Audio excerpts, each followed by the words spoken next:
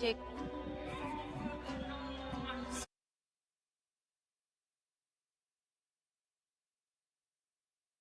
Gentlemen, a very warm welcome to the third Mercu Buana International Conference on Communication Science MICoCS 2026.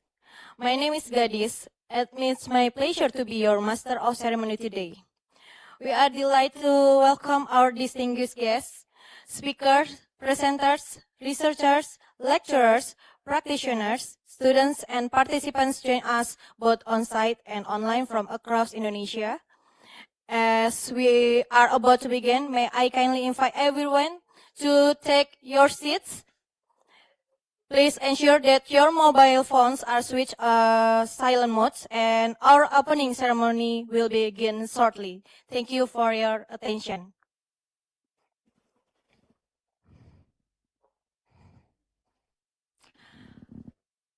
Assalamualaikum warahmatullahi wabarakatuh. Waalaikumsalam. Good morning, Om Swastiastu, Namo Buddhaya, Salam Kebajikan. Ladies and gentlemen, a very warm welcome to the third Mercu Buana International Conference on Communication Science MICoCS 2026, held on Monday, 29 June 2026 in beautiful Nusa Dua, Bali, Indonesia. My name is Gadis Oktori, and it's my pleasure to be your Master of Ceremony today. We are honored by the presence of our distinguished guest, Professor Dr. Andi Andriansah, MH, Rector of Universitas Mercu Buana, Professor Dr. Ahmad Mulyana, Dean of the Faculty of Communication Science, Associate Professor Dr. Afdal Makuraga Putra, Chairman of MICoCS 2026, Dr. Heri Budianto, MSI, Head of the Master Program in Communication Science Universitas Mercu Buana, Professor Dr. Inyoman Sunarta, Coordinator of the Doctoral Program in Tourism Studies Universitas Udayana, and we are also delighted to welcome our international speakers, Associate Professor Dr. Aisa Asfaq, University of the Punjab, Pakistan, Professor Dr. Gerald Goguan, Multimedia University, Malaysia, and Dr. Li Hao Zhezang, Business Technology Institute, China. A warm welcome as well to our moderator, Ni Nyoman Dewi Paskarani, and to all presenters, researchers, academic practitioners, students, and participants join us both on-site and online. MICoCS 2026 is proudly organized by the Master Program in Communication Science Universitas Mercu Buana, collaboration with Universitas Udayana, University Utara Malaysia, and ADPIKI. This year's theme is emphasizing the human elements in the AI era, social cohesion, ethics, and collaboration in digital communication. We hope today's conference will inspire new ideas, strengthen collaboration, and foster meaningful academic partnership. Ladies and gentlemen, please give a warm round of applause to all our distinguished guests, speakers, and participants. Without further ado, let us officially begin the opening ceremony of MICoCS 2026. First, may I kindly invite everyone to stand for the national anthem of the Republic of Indonesia, Indonesia Raya. Please remain standing.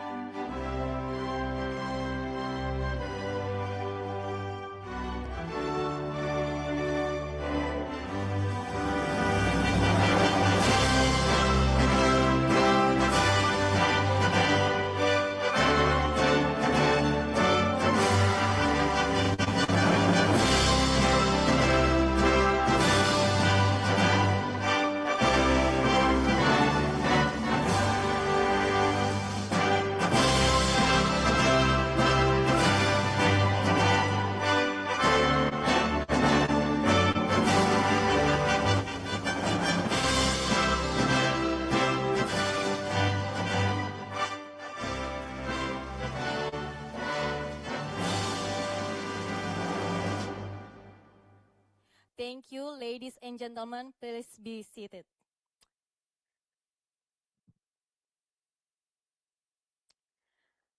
To seek blessings for today's conference, may I respectfully invite Dr. Diki Andika, Senior Lecturer of Universitas Mercu Buana, to lead us in prayer.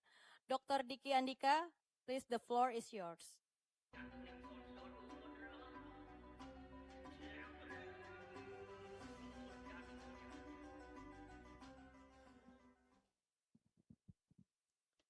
Bismillahirrahmanirrahim. Assalamualaikum warahmatullahi wabarakatuh. Bapak Ibu hadirin yang berbahagia, izinkan saya memimpin doa pada pagi hari ini sesuai dengan agama Islam. Bagi yang non-muslim, kami persilakan berdoa sesuai dengan agama dan kepercayaannya masing-masing. Untuk pertama, mari kita bacakan suratul Fatihah. Kita hadiahkan untuk Rasulullah SAW beserta kedua orang tua kita dan guru-guru kita serta keluarga kita. Ala haziniyah ala kulli solehah. Al-Fatihah. A'udzubillahi minasyaitonirrajim. Bismillahirrahmanirrahim. Alhamdulillahirrahmanirrahim. Iyyaka na'budu wa iyyaka nasta'in. Ihdinas siratal mustaqim. Siratal ladzina an'amta 'alaihim ghairil maghdubi 'alaihim waladdallin. A'udzubillahi minasyaitonirrajim. Bismillahirrahmanirrahim. Alhamdulillahi Rabbil Alamin. Assalatu wassalamu ala asrafil anbiya'i wal mursalin. Wa ala alihi wa sahbihi ajma'in. Ya Allah, Ya Rahman, Ya Rahim. Engkau maha pengasih lagi maha penyayang. Kami bertemu di tempat ini dengan penuh takdir-Mu untuk dapat berdiskusi dalam memberikan dan mengisi ilmu pengetahuan. Ya Allah, Ya Tuhan kami, Engkau yang maha bijaksana, kami mohon bantulah dan dampingi kami, para sivitas akademika, untuk dapat berkolaborasi sehingga terus tumbuh dan memberikan manfaat dalam perkembangan ilmu komunikasi. Ya Allah yang maha pelindung, kuatkan kami dengan bahasa dengan penuh persatuan, sampai jiwa yang penuh dengan cinta dan persamaan. Ya Allah, lindungi kami dari bahasa yang saling menghina dan berpecah belah. Jagakan jiwa kami dari saling membenci dan berselisih. Ya Allah, kami mohon kepadamu, jiwa yang merasa tenang kepadamu, yang yakin akan bertemu denganmu, yang ridho dengan ketetapanmu, dan yang merasa cukup dengan pemberianmu. Ya Allah yang maha pemberi rahmat, berikan kami kebaikan dalam pekerjaan kami.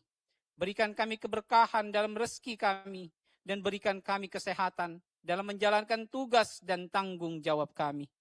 Ya Allah, balaskan kebaikan bagi siapapun yang telah berpartisipasi, baik sumbangsi materi, pemikiran, dan juga tenaga dalam menyukseskan kegiatan ini. Allah yang maha ghafur, yang maha pengampun, ampunkan dosa dan kesalahan kami, dosa orang tua kami, dan dosa guru-guru kami. Allahumma inna na'udzubika min ilmin la yanfa, wa min qalbin la yakhsha, wa min nafsin la tashba, wa min da'watin la yustajabu laha. Rabbana atina fid dunya hasanah, wa fil akhirati hasanah, wa qina adzaban nar. Wa sallallahu ala asrafil anbiya'i wal mursalin, wa ala alihi wa sahbihi ajma'in. Walhamdulillahi rabbil alamin. Wassalamualaikum warahmatullahi wabarakatuh.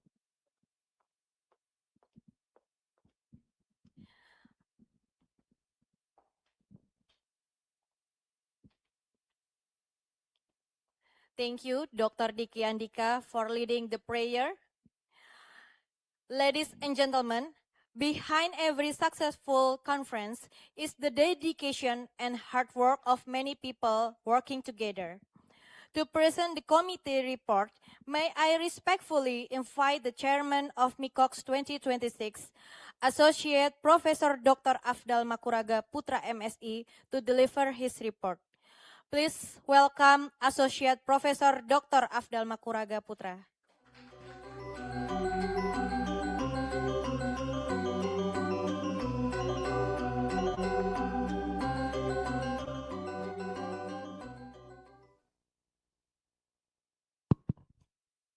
Assalamualaikum warahmatullahi wabarakatuh.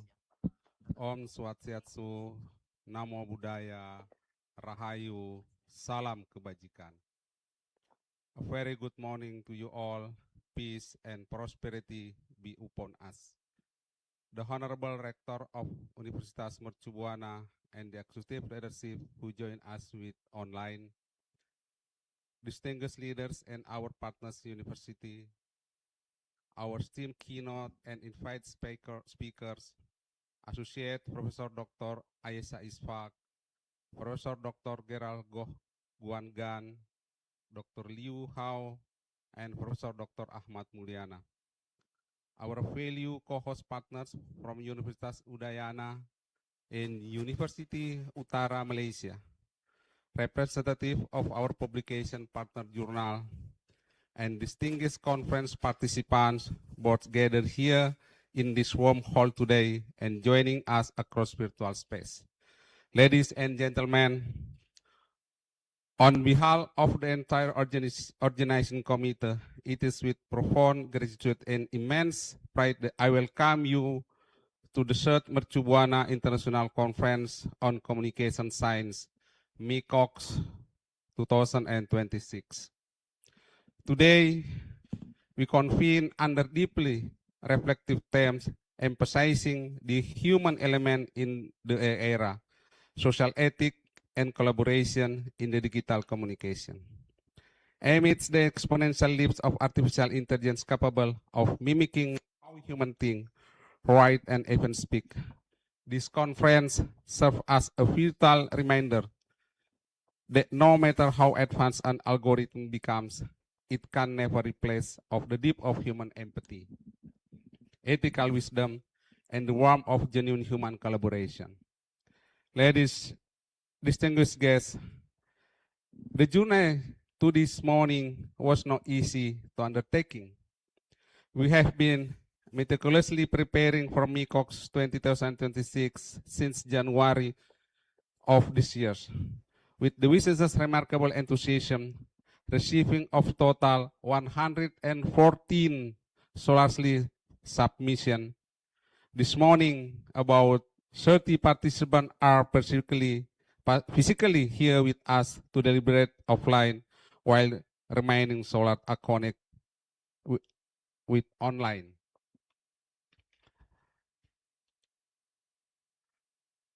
Allow me to express my deepest gratitude to our speakers, Associate Pro Dr. Ayesha Isfak, Professor Gerald Goh Guangan, Dr. Liu Hao, Professor Dr. Ahmad Mulyana. Your presence, whether in person or in thought, serve an infallible intellectual anchor to success of MICoCS today. To all participants, both offline and online, your support and presence are deeply appreciated. You are not merely academics chasing cumulative metric. You are an essential part of humanity dedicated to safeguarding of the future of communication science. Today's success also stands firmly upon to the shoulder of our partner. My heartfelt thank you to our co-hosts, Universitas Udayana and University Utara Malaysia for such as warm and fruitful synergy.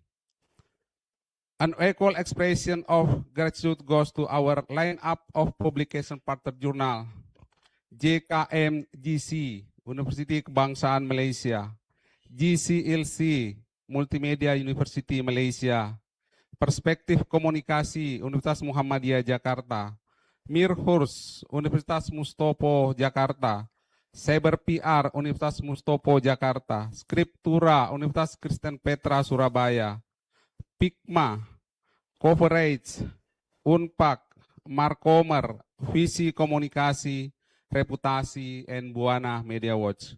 Thank you for providing a dignified platform to publish the works of our.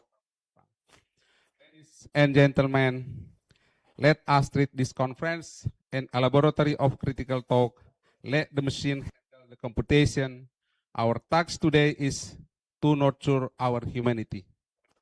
I wish you a wonderful conference and enriching discussion. Thank you very much. Om Santi Santi Om. Wassalamualaikum warahmatullahi wabarakatuh.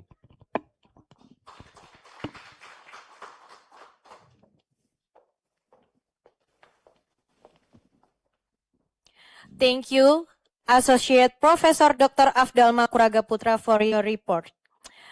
Ladies and gentlemen, we will now watch the opening remarks from the Rector of Universitas Mercu Buana, Professor Dr. Andi Andriansa MH, who will also officially declare MICoCS 2026 open. May I kindly invite you to direct your attention to the screen? Assalamualaikum warahmatullahi wabarakatuh. Good morning and peace be upon us all. The Honorable keynote speakers and invited speakers, the Dean of the Faculty of Communication Sciences, Universitas Mercu Buana, along with the Faculty and Study Program Leadership, distinguished delegates, researchers, academicians, and all conference participants from within the country and abroad. First and foremost, let us give thanks to the Almighty God for His grace we are able to gather today in beautiful Nusa Dua, Bali, in good hearts and high spirits. It's a great honor and privilege for me as a rector on behalf of Universitas Mercu Buana to welcome you all to the third Mercu Buana International Conference on Communication Sciences, MICoCS 2026. This year, we are raising our highly relevant and crucial terms, emphasizing the human elements in the AI era, social, ethics, and collaborative in digital communication. Distinguished ladies and gentlemen, it's imperative that we discuss this term together, considering that almost all layers of human work and life today intersect closely with artificial intelligence or AI. Data from Gallup in 2026 indicates that the majority of employees global have integrated AI into their daily tasks, with 75% of the global workforce now utilizing AI. Furthermore, in the national context, data from PwC Indonesia in 2026 shows that AI adoption has a remarkably positive impact on productivity. An affirming 96% of daily AI users in Indonesia report a tangible and significant increase in their productivity. However, behind this euphoria and the massive utilization of AI, we must realize that this technology does not come without flaws and risks. There are various crucial cases that threaten our digital communication space. Generative AI, for instance, has facilitated the creation of highly realistic fake videos, audios, and images. This technology is frequently misused to ruin reputation, manipulated data, and public opinion, especially during elections, and accelerate the spread of hoax. Moreover, cyber threats are becoming increasingly sophisticated. The use of AI-powered voice cloning is rampant in interpersonal phone scams operation to deceive victims and drain their bank accounts. On a systemic level, the public's personal data is vulnerable to being extracted, analyzed, and commercialized by algorithms to target advertisement aggressively or even to map psychological profiles without transparent consent.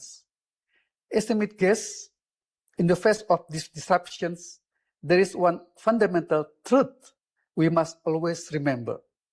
Artificially intelligent machines, no matter how advanced, possess no morals, no conscience, and no consciousness. Therefore, humans hold the absolute role. It is we who must set moral boundaries, prevent algorithmic biases, and ensure that AI is used responsibly. Regulations and ethical guidelines are strictly human domains that must be formulated to protect data privacy and the fundamental human rights of every individual. The unique side of humanity that can never be replicated by machine intelligence is the ability to feel emotions, understands the complexities of social context, and build connection and empathy between individuals in various sectors that require a personal touch, such as healthcare, counseling, education, and human resource management. Human empathy will always be the ultimate determinant. Ladies and gentlemen, this reality poses a significant challenge, particularly for us in higher education institutions. University bear the moral responsibility to spearhead the birth of dignified and human-centric AI innovation. As consented steps and future solutions, I representing Universitas Mercu Buana propose four strategic ideas. First, higher education institutions must proactively multiple interdisciplinary refresh or interdisciplinary research on that AI that specifically aims to strengthen and protect the human element. Second, we must advocate for and adopt comprehensive regulation similar to the principle in the AI Act or the optimization of the derivative regulation of Indonesia Personal Data Protection Law, Undang-Undang PDP. They strictly prohibit high-rise AI usage, such as social scoring and unauthorized mass surveillance. Third, we must push for legal frameworks requiring that all digital content generated by AI engineering, whether image, videos, or genetic tests, be given clear, transparent, and intelligible digital watermarks to prevent the spread of deepfakes. Four, universities and educational institutions must be both in shifting the focus of our education system, transitioning from mere rote memorization and basic knowledge transfer towards strengthening unique human skills that cannot be replaced by machine. These skills include critical thinking, emotional intelligence, interpersonal communication, and of course, creativity. Distinguished guests, ladies and gentlemen, technology is a tool, but wisdom belongs to humanity. I hope that over the 2 days of this conference, our discussion space will be filled with brilliant ideas and constructive academic debates, and they will result in international research collaboration beneficial to advancement of communication sciences in the era of artificial intelligence. Finally, seeking the blessing of the Almighty God, and by saying Bismillahirrahmanirrahim, I officially declare that the third Mercu Buana International Conference on Communication Sciences, MICoCS 2026, open. Have a fruitful. Thank you, Professor Dr. Andi Andriansah, MH, for your inspiring remarks and for officially opening MICoCS 2026. As a token of our appreciation to our co-host institution, may I respectfully invite Dr. Heri Budianto, MSE, to present certificates of appreciation. The first certificate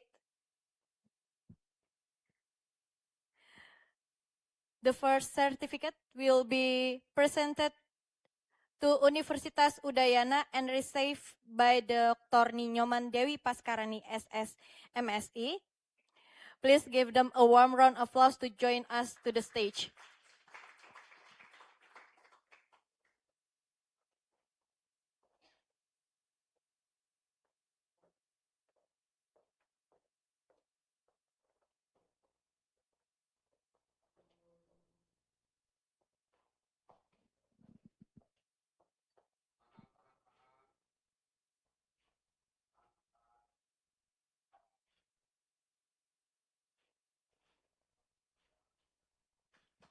Okay, thank you. Please give them a warm round of applause.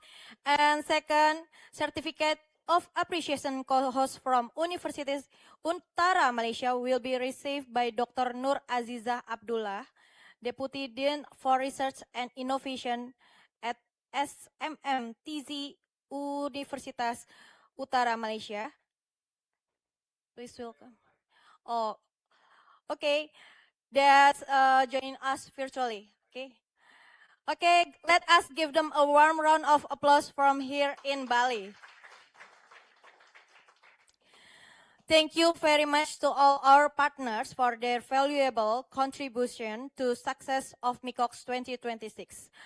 Ladies and gentlemen, before we begin the keynote session, we are delighted to present the traditional Balinese Sekar Jagat dance, performed by representative of the master student of Universitas Mercu Buana. Please enjoy the performance.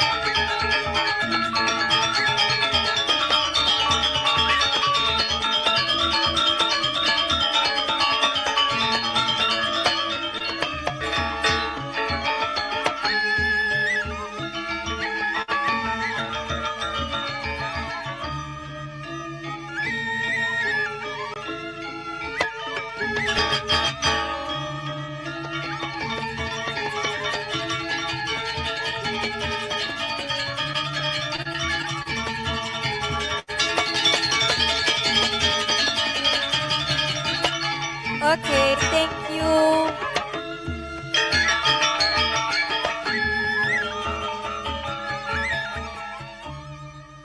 Thank you to our student performers for that beautiful dance. And ladies and gentlemen, please give them a warm round of applause. We now come to our keynote session. Please direct your attention to the screen for the profile of our keynote speaker.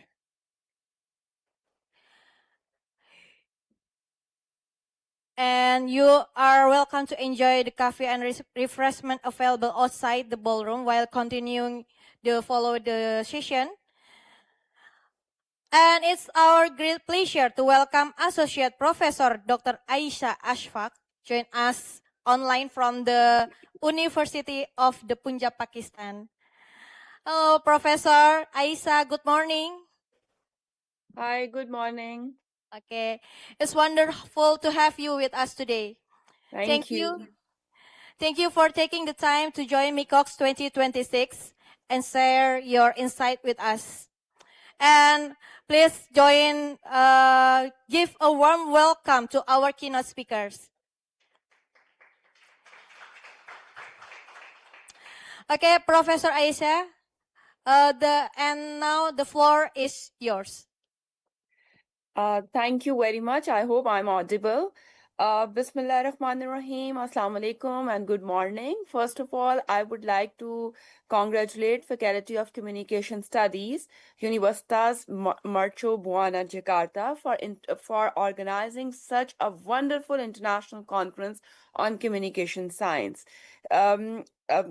I also want to pay my regards, and I'm very grateful to Professor Dr. Ahmed Muliana, Dean of Faculty of Communication Sciences, Associate Professor Dr. Hari Budyanto, and Associate Professor Dr. Afdal Makuraga, and Dr. Poncho Budi for inviting me as a keynote speaker. I was supposed to be there in Bali with all of you, but unfortunately, due to some reasons regarding the current global reasons between Iran and America, and my government has taken some austerity measures. That's why I could not travel to Bali. But thank you very much to everyone who is there for having me there and to give me this opportunity to connect with all of you virtually. Now I would like to introduce myself first. I hope my slides are visible. I'm Dr. Aisha Ashfaq. I'm Associate Professor and Founding Chairperson of Department of Media and Development Communication at University of the Punjab, Lahore, Pakistan. This is the largest public sector university in Pakistan. Since I have done my postdoctorate from Arizona State University, America, and PhD from University of Science Malaysia, Penang. I have been associated with University of the Punjab for the last more than 15 years. I have supervised 9 PhDs, and 3 PhDs have already been submitted. I have supervised 47 MPhil theses as well, and almost more than 50 peer-reviewed publications. I have also led many research projects, including different research projects related to media and communication studies, supported by EU, European Union, UNESCO, US State Department, US Mission to Pakistan, World Bank, and so many other projects related to our own Higher Education Commission of Pakistan. In addition to academia, I also write as a freelance columnist for one of the leading English newspapers of Pakistan, which is The Nation, and also for the Urdu News, which is actually a publication in regional language published by Arab News. That is an international international publication. I have also been awarded a Governor's Commendation Certificate in 2023, Right to Information Champion Award in 2022, and I am the first female Pakistani postdoctorate in Media and Communication Studies from United States of America.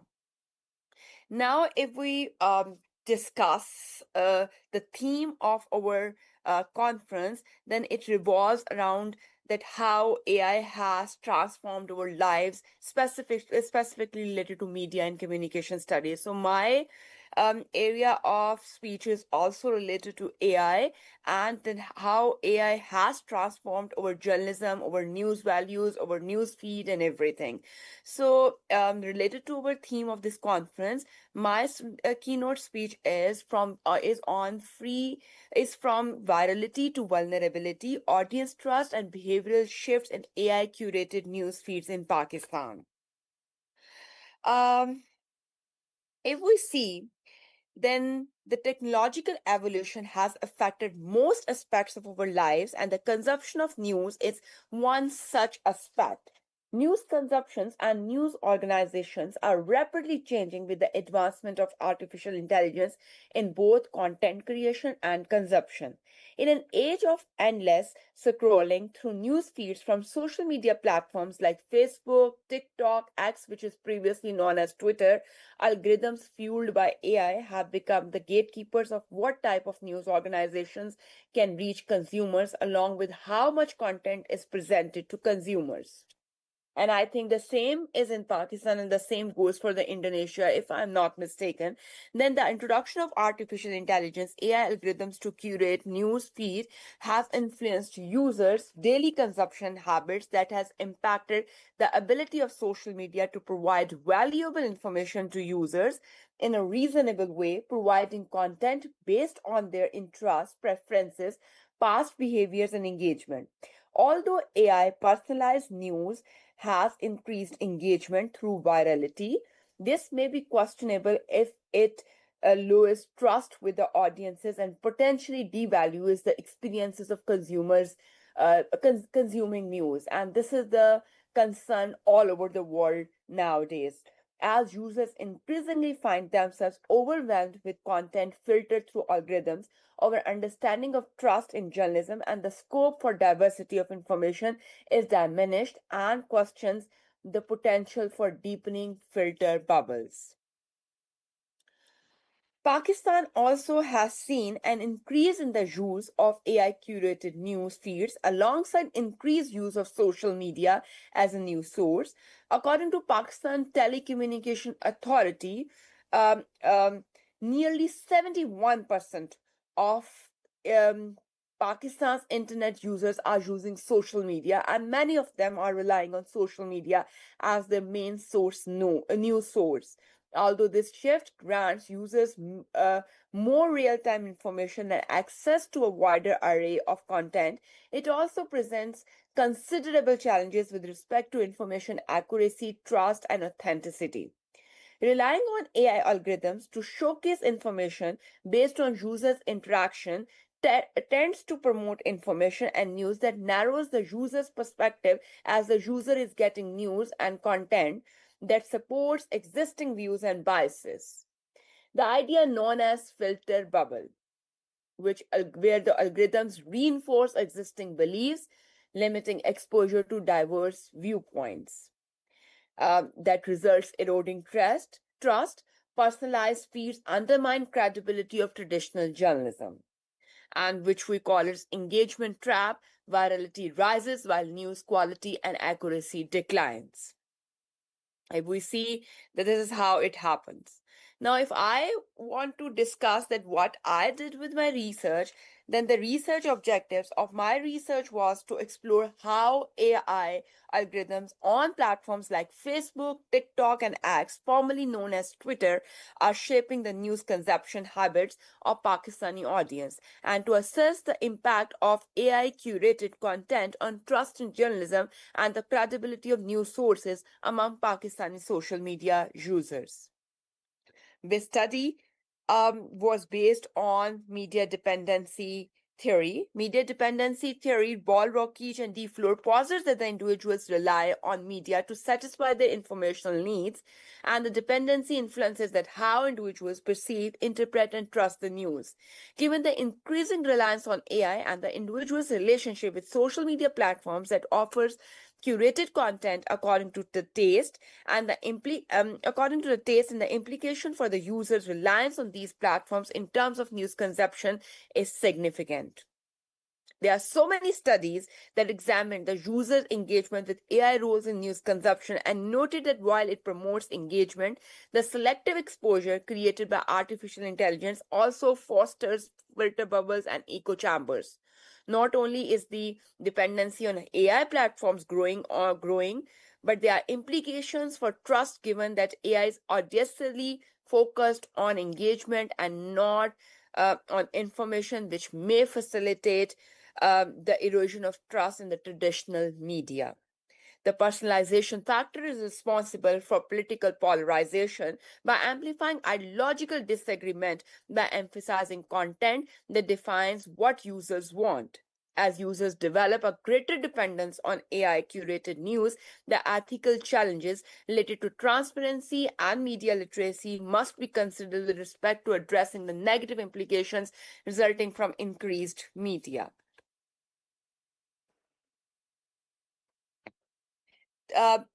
This study is basically a quantitative approach in which researchers explores that how AI-driven algorithm influence trust and engagement from the habits of the news consumption among Pakistani users of social media.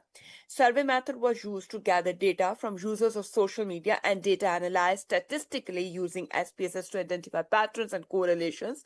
The study adopted a quantitative approach and as a matter of the study to explore the current state of AI-driven content personalization and its implication for users in Pakistan. The study used convenience sampling to identify participants. A convenience sampling is preferred, but it allows for focusing only on participants who are active users on media sites such as Facebook, TikTok, or X. The target sample was 500 respondents to capture diversity of Pakistani social media users. Participants were selected based on gender, age, and region of the country. To explore potential differences in aspects of social media usage, participants were being selected from urban and rural areas. So these are the demographics. The data was collected through an online self-administered questionnaire, and the questionnaire was consisting of closed-ended and liquid-skate survey questionnaire has made the following things like trust in traditional news outlets versus social media, frequency and types of news consumed on social media, perceptions of AI-driven content personalization and its effect on news diversity and engagement with news stories. Now, the sample primarily consisted of young adults, especially in the youngest cohort, 25% aged 18 to 24 and 30% aged 25 to 34. And this suggests that the younger demographics are primary group engaging in AI curated news content via social media, especially in Pakistan. The sample included slightly more male, 55%, than females, which are 45% participant. This gender distribution is quite standard in online survey, yet may suggest that the findings could reflect a slightly male skew. The sample also had a balanced representation of urban, which is 60%, and rural 40% participants. This ensures that the study captures differences in media consumption habits across various geographical contexts within Pakistan. Now we see that how the trust was eroded or how the traditional media is not satisfying the young users in Pakistan.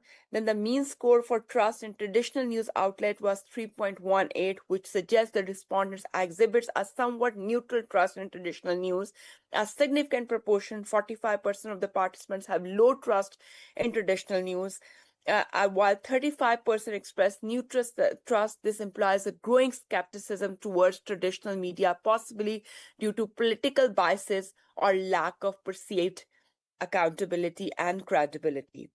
The mean score for the trust in social media news was 2.97, which is slightly lower than the traditional news, and this indicates that social media news is perceived with more skepticism, with 50% of the participants indicating low trust.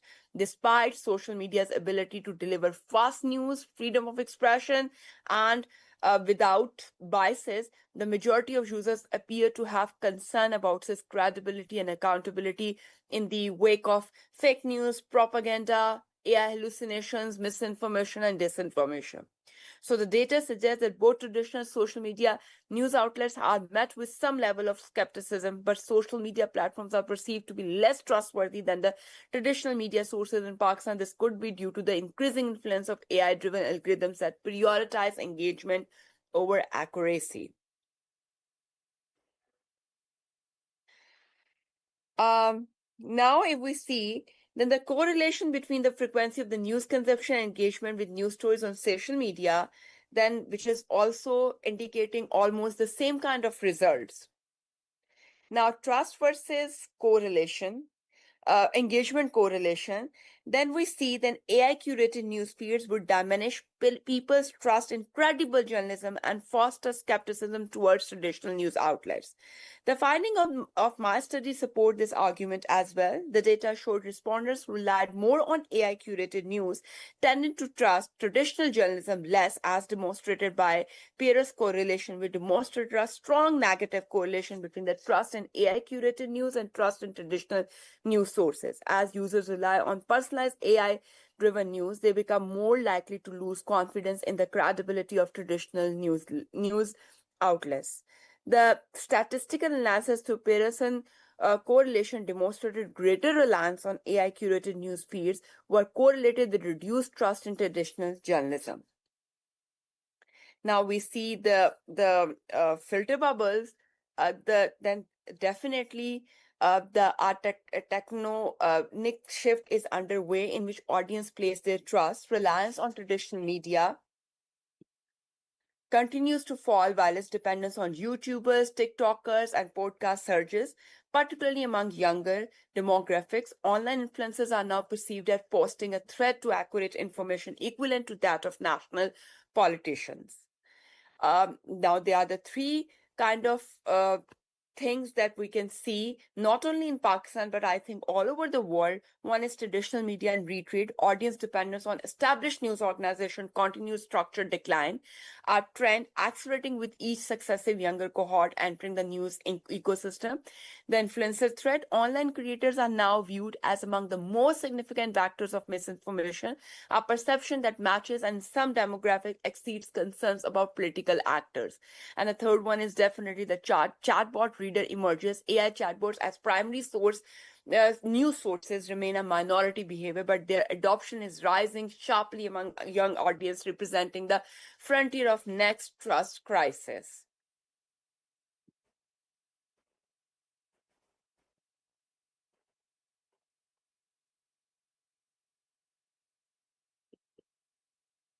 So the study aimed to assess the role of AI-powered algorithm on news usage, the level of trust on different news content and news engagement by Pakistani users of social media. More specifically, the study focuses on how AI-based content personalization could affect people's trust in news contents and news diversity. For example, through personalized content. The research questions are answered that AI-based algorithms reinforce filter bubbles that reduce the diversity of news sources, customers across, as well as the content displayed to consumers in its feed erodes trust in journalism. The finding illustrates that how AI algorithms negatively affect diversity in news announcements, user access, and continue to promote existing biases and contribute to a polarized news landscape. Moreover, the study shows the path of dependency for customers of AI-driven curation of news reduces their trust in journalism over time. The study concludes that although AI-driven content led to greater engagement with uh, stories at times, stories often utilize sensationalism, biased content, which heightened a decrease in trust in the very content. Lastly, the study reflects the increasing role of AI influencing the media terrain and the impact this will have on media consumers, particularly in Pakistani context. The study draws attention to the disjointed, layered intersection of trust, engagement, and personalization of content and advocates for a more nuanced understanding of the role of AI in news dissemination. As AI neutralized news content continue to increase relevance for consumption, it is critical to address the issues of misinformation, polarization, and trust in credible news content. Otherwise, there is a risk to the very essence of journalism. It also provides relevant findings related to algorithmic content curation as it pertains to news consumption and trust in Pakistan. The data within the reports indicates that algorithmic content curation fuels the intensity of filter bubbles, limit access to a range of news media outlets, and undermines trust in journalistic sources. This report brings the ramifications of these findings for future research to the forefront, exploring the need for context-specific transparency in AI-based content curation, as well as multiplicative importance of enhancing media literacy and critical thinking to navigate the evolving media landscape in the digital age. It highlights that positive aspects of engagement and curating for the individual news consumers. However, the negative effect on diversity and trust cannot be understated, especially in the relation to Pakistan's already fractured media system. So I think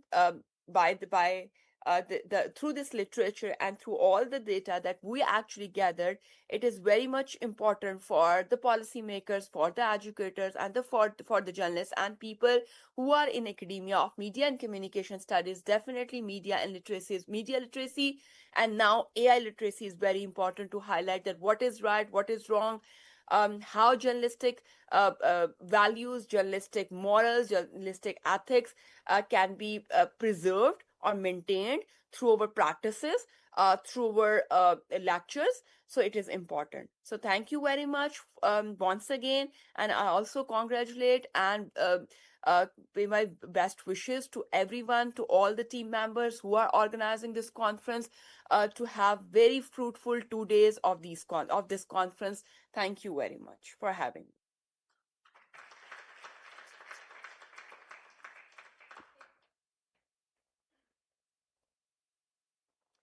Thank you very much, Professor Aisha, for your inspiring keynote and valuable research.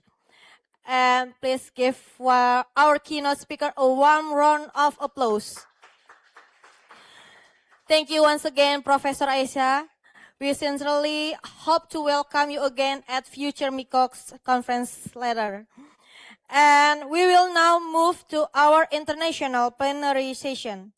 To guide this session, we are honored to have Dr. Ninyoman Dewi Paskarani, SSMSI, from Universitas Udayana as our moderator.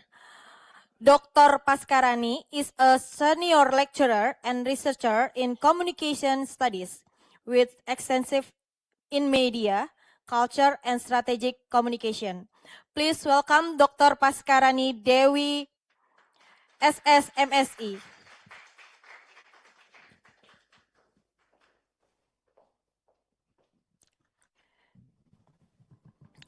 Without further ado, Dr. Dewi, the session is yours.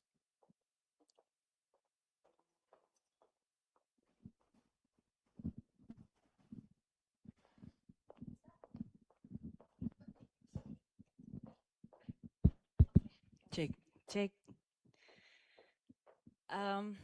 Okay, good morning.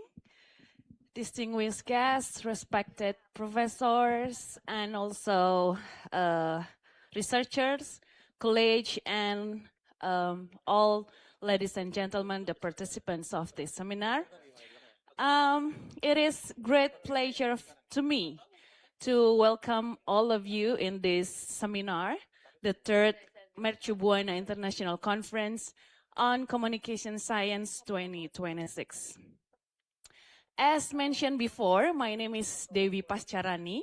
I am from Udayana University, and it is my privilege to serve you as a moderator of this morning seminar. Before we begin, allow me to buat pantun dulu, biar nggak terlalu tegang ya, Bapak dan Ibu. Semoga Bali bisa menyenangkan untuk Bapak dan Ibu semua. Welcome to my homeland. Ladies and gentlemen, this is Bali. I hope you enjoy Bali as much as I do. And pantunnya kira-kira begini. Mentari pagi di Pulau Bali bersinar terang. Gamelan merdu alun harmoni. Mercu Buana hadir menjalin ruang. Communication Science menyatukan dunia dalam satu simfoni. So I cannot translate it in English, so just maybe the ChatGPT can do the translation. Anyway, the theme of this year's conference, emphasizing the human elements in the AI era, social ethics and collaboration in digital communications, is both timely and highly relevant. As artificial intelligence continues to transform the way we communicate, work, and interact, we are also challenged to preserve what makes us uniquely human. Our empathy, ethical judgment, cultural understanding, creativity, and meaningful social connections. And today, we are fortunate to hear three distinguished scholars whose presentation approach this challenge from three complementary communications. Let me just call our speakers today. The first speaker is Professor Dr. Gerald Goguan Gan from Multimedia University Malaysia, who will discuss how ethics, transparency, collaboration, and public trust should become the foundation of AI-enabled communications. Please join me here, Professor Gerald.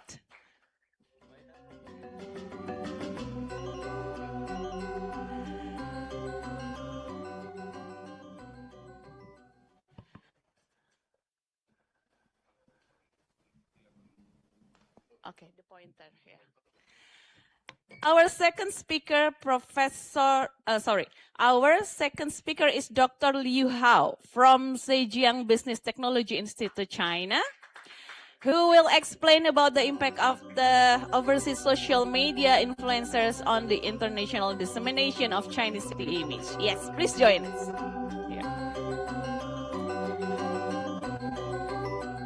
And finally, our third speaker, Professor Dr. Ahmad Mulyana from Universitas Mercu Buana, Indonesia. Tuan rumahnya ya. Silahkan Bapak, who will invite us to rethink communication itself, not merely as the transmission of information, but as the production and negotiation of meaning in the digital era. Saya mau salaman dulu Bapak.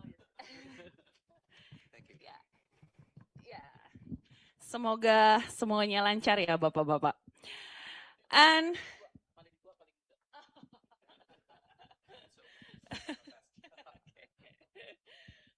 so, before we begin, allow me to briefly explain of the flow of today's seminar. Each speaker will be given approximately 30 minutes for the presentation. After all presentation have been completed, we will proceed to the question and answer session. And we will have the opportunity to engage in discussion with our distinguished speakers, all the participants. So to ensure that we have sufficient time for discussion, I kindly ask each speaker, punten Bapak, to keep within the allocated presentation time, 30 minutes, okay? Yes, and it is now, we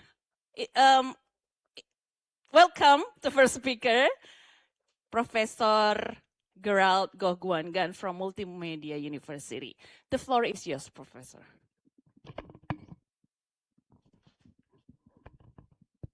Thank you very much. A very good day to everyone. Thank you very much to UMB, Pak Dekan, Pak Rector for inviting me to this conference. It's an honor and pleasure to be here.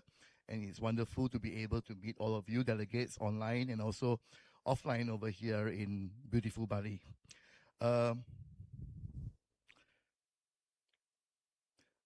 UMB and also Multimedia University has been working very long, for many years, okay, since the 90s, collaborating on various activities.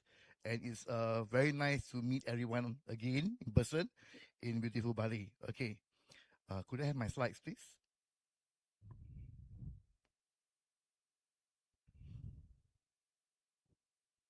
Okay, so basically what I'll be doing today is I'll be sharing some quick points, okay, on the theme of the conference. I think the organizers asked me to share on the theme of the conference. So I'll be discussing on the area of AI and how it impacts communication and communicators, okay. Just a very brief background about myself. My training is actually in IT. I'm a business IT trained person, but I'm also trained in mass communication, komunikasi. Okay, because when I was studying for my masters, I out of interest I did an additional masters in masscom at USM because it was very interesting. So I did a masters for the fun of it. A lot of people say that I'm crazy, but I enjoyed doing that masters. Okay, and that was my second masters and supposed to be my fun masters, but it ended up to be one of my uh, major impact in my life because every time I'm pulled into masscom when my key areas actually in business and technology. And when I was doing my PhD in USM, I was looking at technology and also knowledge management. And at that time, they did not know where to put me, so I ended up back in komunikasi. Okay, so that's how I have my love relationship with komunikasi. A lot of you will be wondering why am I in this area, because of I think fate and the interest. Okay, so I'm from Multimedia University, a private university in Malaysia. Okay, and we are actually a government-linked university owned by Telecom Malaysia. Okay, so basically, all of us know about AI. We use AI. Okay, and if we look at the slides that I have now looks a bit pretty because normally I don't use AI for the slides, but my staff keep on complaining that my slides look very, very old school. So I made it a point to use AI for the preparation of my slides. Okay. Yes, it's very fast. Okay. It took me in total approximately 1 day, 6 hours. 1 day, around a day, 6 hours of effort to come up with this. The actual slide can come out within 15 minutes using Notebook LM. But the preparation of it to get the data, to curate the data, and to get the AI to revise the data, and also to check the references took the time, the 6 hours, including AI generation of the slides and content. Okay. So if we look at this preparation of slides and materials, things like this would normally take me 3 days or 4 days manually in the past. But now with AI, with Copilot, I use Copilot and I use Notebook LM, it took me around 6 hours. Okay, it's very fast. Okay, but Poncho says you need to have slides. Okay, I'll get my slides ready. You know, so it makes our work easier. It improves our productivity. Okay. However, okay, we need to make sure that there is human oversight. Okay, human oversight is very important. I'm also working with MICoCS because I'm the editor-in-chief of the Journal of Communication, Language and Culture, JCLC. It's a very new journal published by MMU, okay? And we are very thankful to UMB for supporting us since day one of our journey when we were just a very, very new journal with no papers being submitted. Thank you to UMB for the support, okay? So after 4 years, we are very thankful that we have gotten our Scopus and we have gotten our Q1. And on every day, my team receives around 5 to on a very busy day, we can get up to 20 papers per day. Okay, so the number of papers that we get within a month can reach around 200 papers. We can only publish around, for this year, a total of around 44 papers, because there's a cap on the number of papers that we can publish by Scopus. So this year we can only publish 44.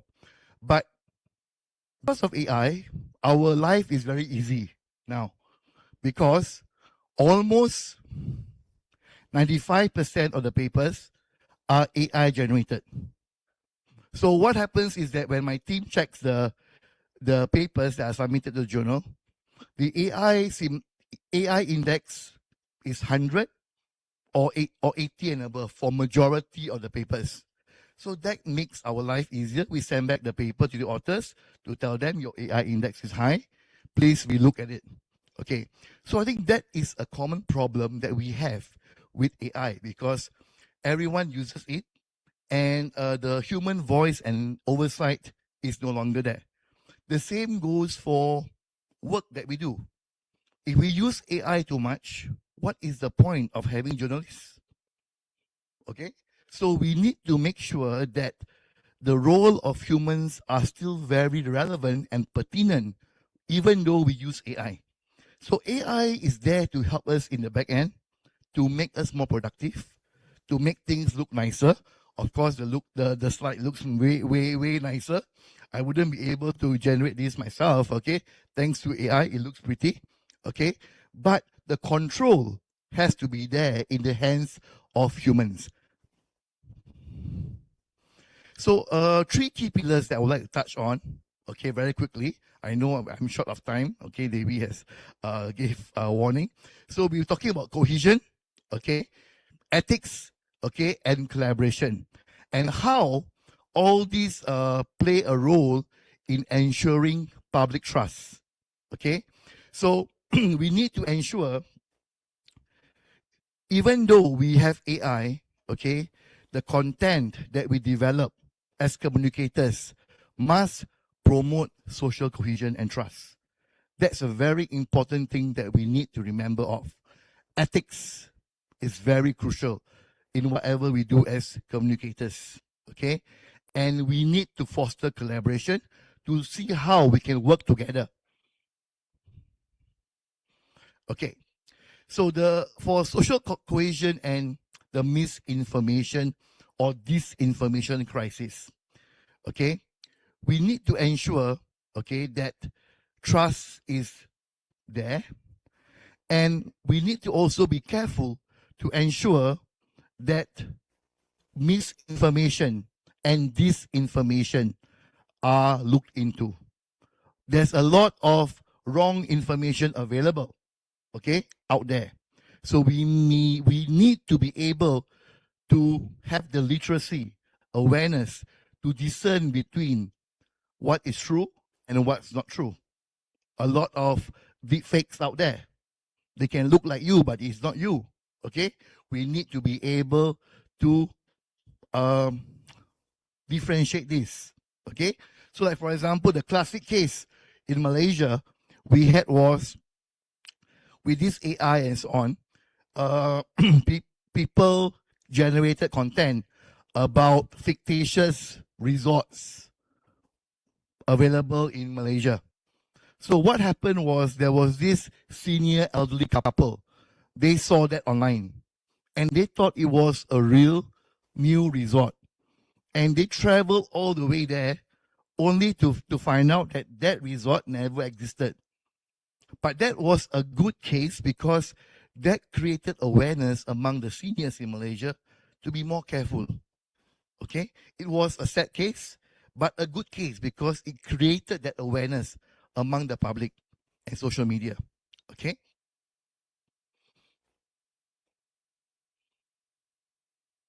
Okay. So another concern that we have about AI is about digital inclusion. Okay. So if we look at research being done and so on all over, we find that Asian countries tend to be more positive about AI use. Okay, if we look in this Edelman study, the Asian countries are more positive about AI use compared to Western countries. Okay, because I think the uptake of AI is very, very visible in Asian countries, and we in Asia think that it's more positive than negative. Okay, but the fear that people have about AI taking over jobs is very real. Okay, so when if we flash back 5 years ago, a lot of people were saying that accountants will lose jobs, content creators may lose jobs, communicators may lose jobs. The jobs will still be there, but the roles will be very different. That's all. Okay? So everybody needs to change what they do and how they bring value to the table. So, as communicators, what value do you bring to your role? That is the key element. Add value to ensure the human voice is always there. Once the human voice is no longer there, that is when we will start to lose our jobs and no longer be relevant. Okay? And also, we need to be very mindful about the inequalities caused by AI. Okay? So, for example, not everybody has access to AI, the elderly. Okay? And also, technology. We have to be mindful of that. Okay? And also about languages. If we look at AI is based on large language models, LLM, natural language processing. They are trained on cases and examples are being fed into the system. So it's trained data. So the challenges that we have in Asia is that not many of these cases are trained. Okay, so it will create biases. Okay, it will create biases in the processing of outcomes by AI.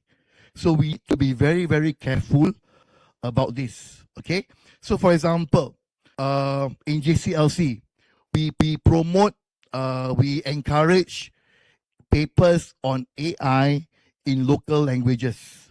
That means the development of AI tools, social media monitoring in various local languages to create better awareness of the importance of having AI developed for local contexts. Because if we don't have that, we'll be having biases over there. Okay? Okay. So with regards to ethics and so on, okay, what we need to remember is, okay, we always need to disclose. Disclosure is very important. Okay? So if we look at paper writing, when we do assignments, okay, for students and in universities, reporting how we use AI is very important. Okay, disclosing it is important to see how it was developed and having a proper audit trail. Okay, in the use of AI is critical.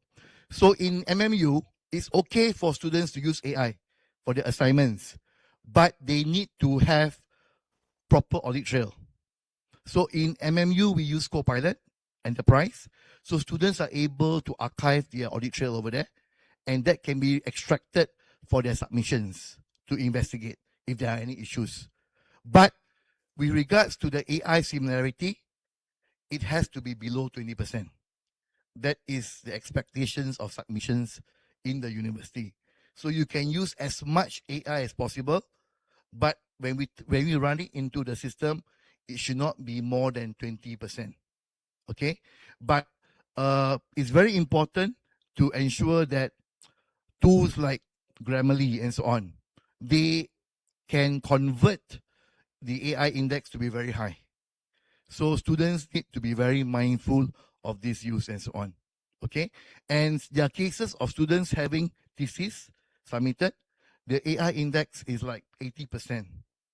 Okay, so for cases like that, they cannot proceed with the submission because it's just too high. So the masters or PhD would go to the AI tool rather than to the student. Okay. Okay. even though we use AI tools and so on, the one who's responsible for any implication is the organization. So organizations are very keen to embrace AI, but the responsibility on the outcomes is still that of the organization. We need to remember that and never forget that. So when we use AI, we have to be careful to ensure that we know about the implications. Okay? And AI, it's wonderful because it's fast. Okay? It can work in the back end very, very fast. However, okay, for humans, okay, we need to use our intuition, our interpretation, our judgment, okay? Because as communicators, we can see the nuances that AI can't see yet, okay? And that gives value to us, okay? Okay, and it's very important as communicators to have that human element and to preserve empathy, okay? So if there are any incidences in communication that require our intervention, the human element has to be there. The human face has to be there. AI can be in the back end to support it, but the human element must always take front space. Okay?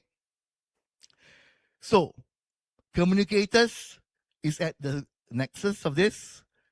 We play a very important role to link up the various stakeholders in the communication environment to ensure that we are able to provide value and to have AI applications assist us in our work, but at the same time, ensuring that the human element and the relevance of communication jobs are still there. Okay, so these are the future profile expected of communicators. Always be human first, but AI literate. That means you are very familiar with AI, you know how to use AI, ethically grounded, be transparent in what you do, disclose everything, have empathy, okay, and also you need to collaborate with your stakeholders. And a last slide that I would like to share, okay, JCLC, which what I mentioned just now, we invite papers, okay, although we have limited space to publish, we still invite papers, okay. We are eager to welcome papers in these areas, and the papers may be submitted in English or Bahasa Malaysia, okay. And we are very keen to accept papers that are unique to the ASEAN context. We want local context, okay. We accept review papers and also empirical papers. But for review papers, we expect review papers to be cutting edge and at the forefront of the discipline. Then we will accept review papers. It is okay for papers to be bad. We work with authors, okay? So JCLC, the process may take time because a paper may look very good, but we will reject it because we feel that there is no importance in highlighting the results or the paper. But there are cases where the paper is terrible, English is very bad, but there is value in the message of the paper. So there are some papers that we spend maybe a year to work with the authors, okay? But we tell the authors, if you want to publish, we are willing to work with you, but you need to work with us to bring the paper up to the level required. So some authors take that challenge, and we are very glad to have some papers which have been published in very unique areas, but it took a long time because many rounds of revision and correction. But for us, we feel we feel that this is our service to the society to help researchers and students develop their work for a global audience. So thank you very much.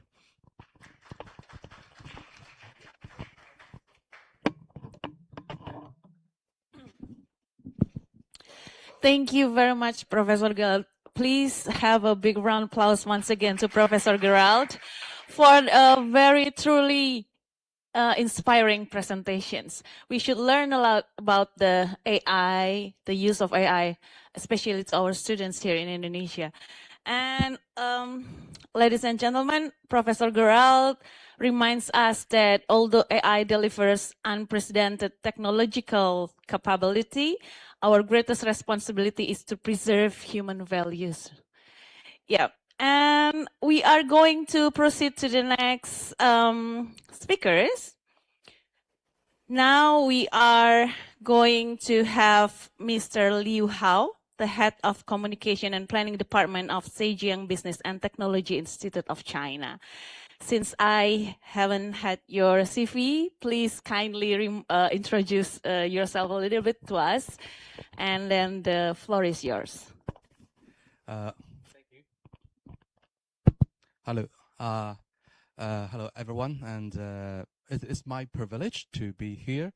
Thanks for the invitation from the faculty, and it's my honor because actually I've just finished a 3 weeks teaching session with the students of the faculty of the communication, and I gave them a comprehensive the course about the live streaming, marketing, and in this era. So yeah, the students from the UMB, they were very energetic and brilliant, and got very strong talented in that area.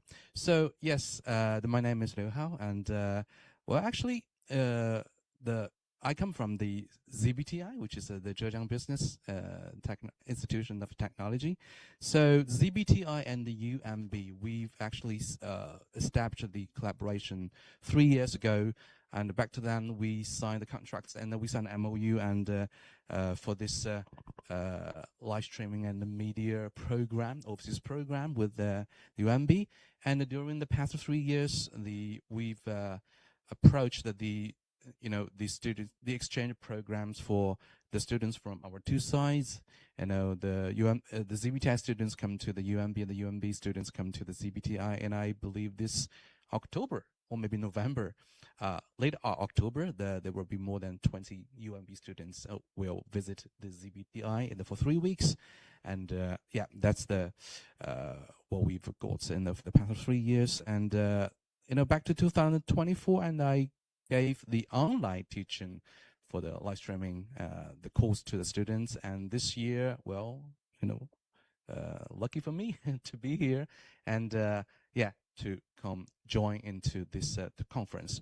So actually, before I come into the ZBTI, I worked in the local TV stations for 15 years, and as a journalist, as the TV producer, and also the presenter for the programs. And my major was in the international communications and also the place branding, the city branding, and yes, the branding.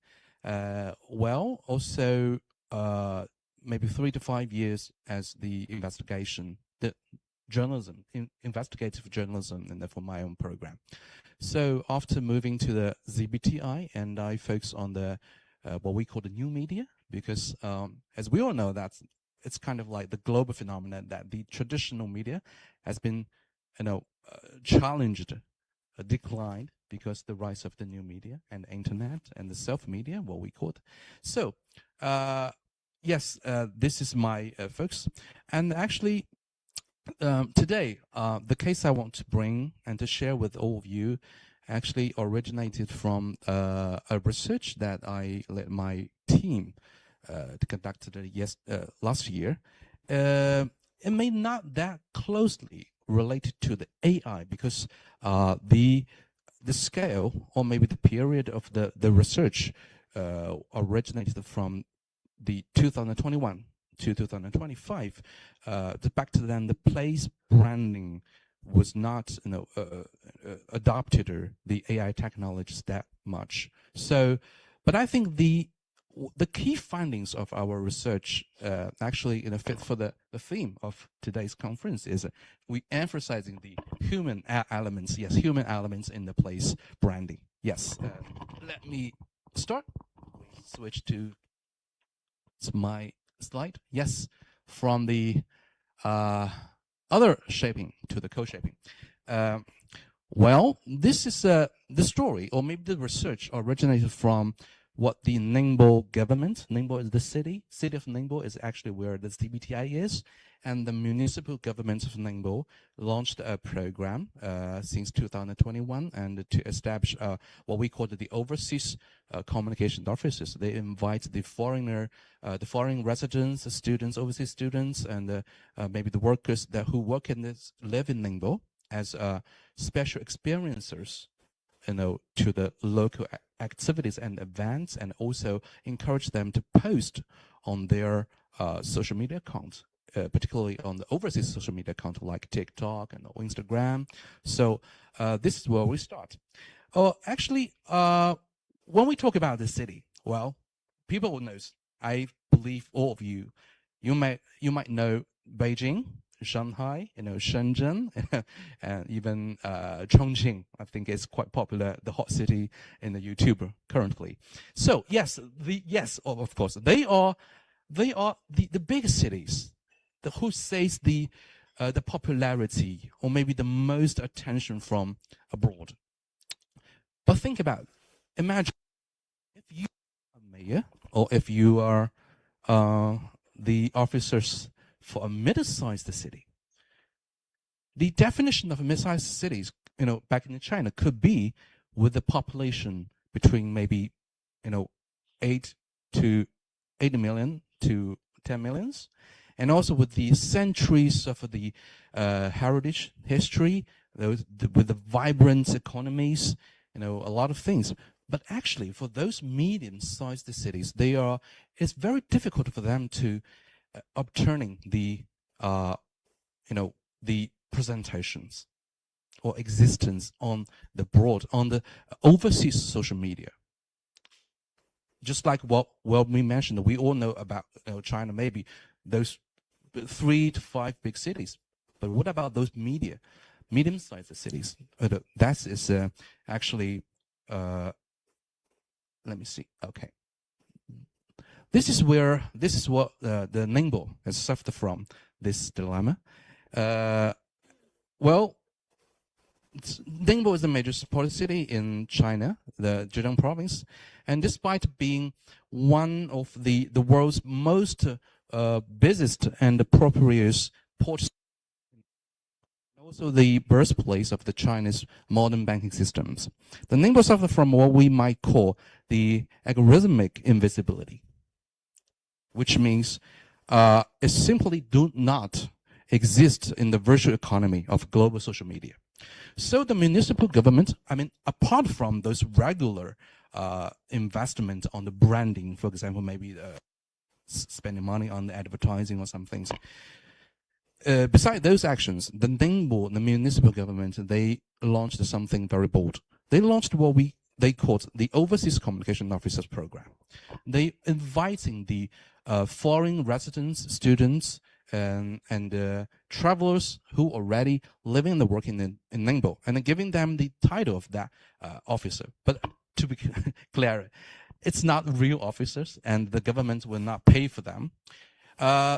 Well, it's just maybe at every time on the occasion of the government maybe hosting some local activities, events, cultural events, for example, like the Spring Festival, Lantern Festival, or maybe Mid-Autumn Festivals, they'll invite those foreigners to participate into those events, activities offline, and then those people will probably post on their narratives about storytellings about their experience in the Ningbo at that particular field.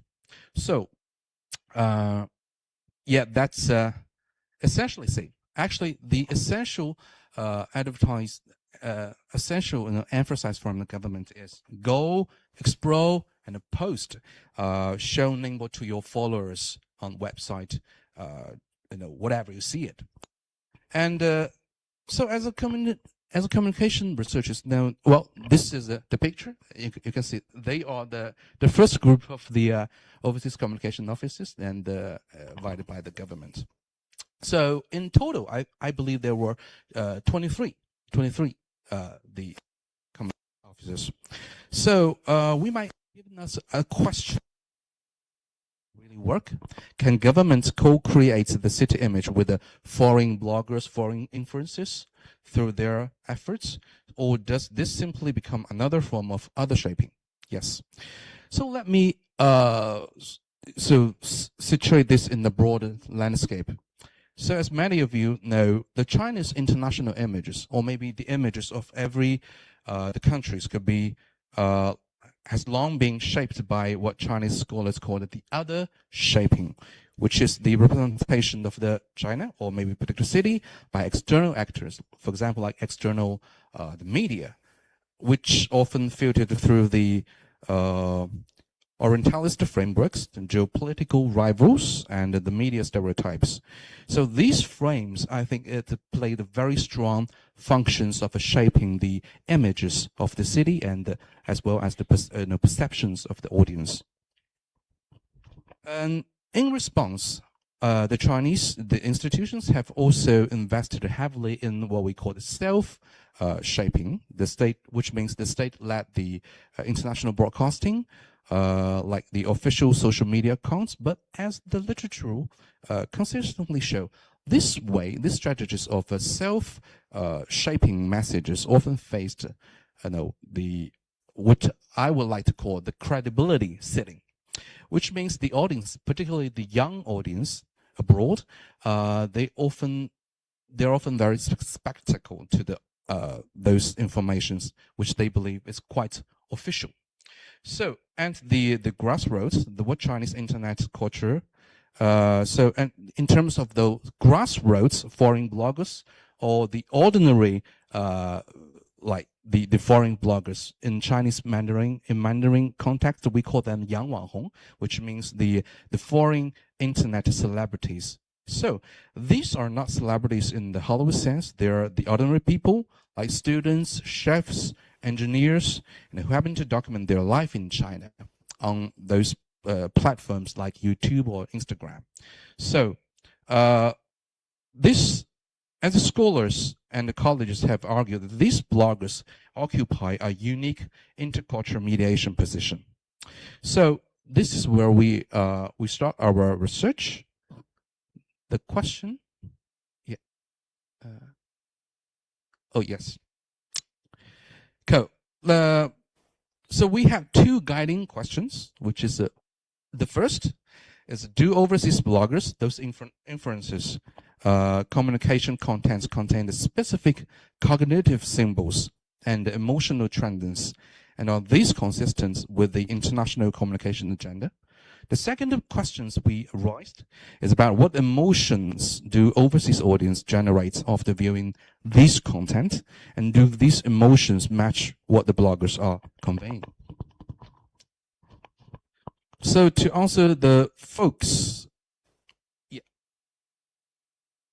I think, so we choose the Instagram as the field where we extracted the figures and the samples, because it has over 20 billion MAU. These platforms very successful, and also the rank as the third largest the social networks globally. And we identified the 9 active Ningbo overseas communication officers. I know the sample is not that big because in total, Ningbo government just invited 23 people, 23 foreigners to become their communication officers. But actually, most of them, they didn't bring or conducted the regular, like the post about the city of Ningbo. So after choosing that, we've actually selected 9 people. They've made this continuous the posting or narrative about their life and work in Ningbo. So, and also representing the guy, they representing 16 different countries, and between the period was between April 2021 and February to the February 2025. we extracted the contents, the post from their Instagram account, and also the comments that closely related to those posts, to ensure that we were capturing the international receptions. These are the samples, and yeah, those are findings. Now we use actually we use the sorry. Let me come back. Yeah, we use the mixed methods approach, combining the Python web scrapping for data collections, the menu or content analysis for the thematic coding, and also the texture analysis for both the post content and the comment sentiment. So sentiment was coded as positive, negative, or the neutral, with the emotional subcategories applied to the audience response. These are the findings of the research. The first is what the concerns what we call the cognitive symbols. The recalling the words, the visual cues, and the semantic anchors through the Ningbo as a constructor, as a meaningful places. When we run frequently the analysis of the top 20, actually the top 20 most used term, and across those posts, a remarkably clear pattern emerged.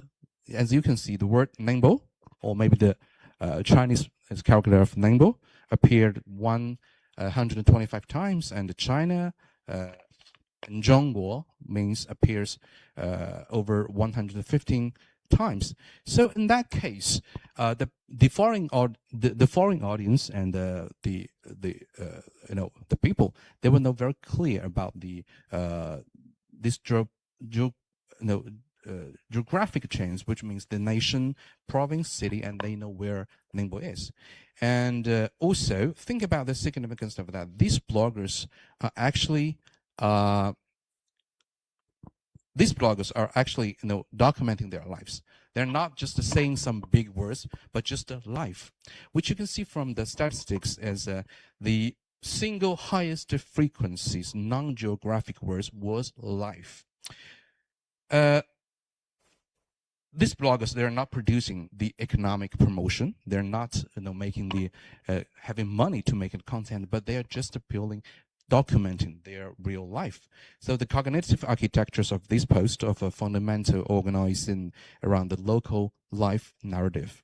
So the other high frequencies term the first of this, which you can see on the right part of the slide, which is walk, travel, city, the music, and the happy, beauty. And this semantic field is very effective and experiential. Though these bloggers are not informing the audience about Ningbo, they are just presenting what they are feeling, living here. And the second, yes, I think is that the funding too? Yes. The second fund, and which we are calling the emotional isomorphism. When we code the positive or post by the thematic and the category, so we will find that we found that something striking. The emotional register of the content and the emotional response of the audience were highly isomorphic, give you the existence. So now look at the thematic category. I will give you an example. Maybe you can see the first line, the daily life content, the largest category at the 55.5% of the post. This tend to be carry the neutral sentiments in the posters themselves. Yet generates, but actually it generated 7-8% positive audience emotions, and that is fascinating. And you can see that almost every the categories they got the very high positive attitudes between the 92% to the 98%. I will be quick. So, yeah. Next finding is we found the agenda. We're calling agenda coupling. So here's how to work.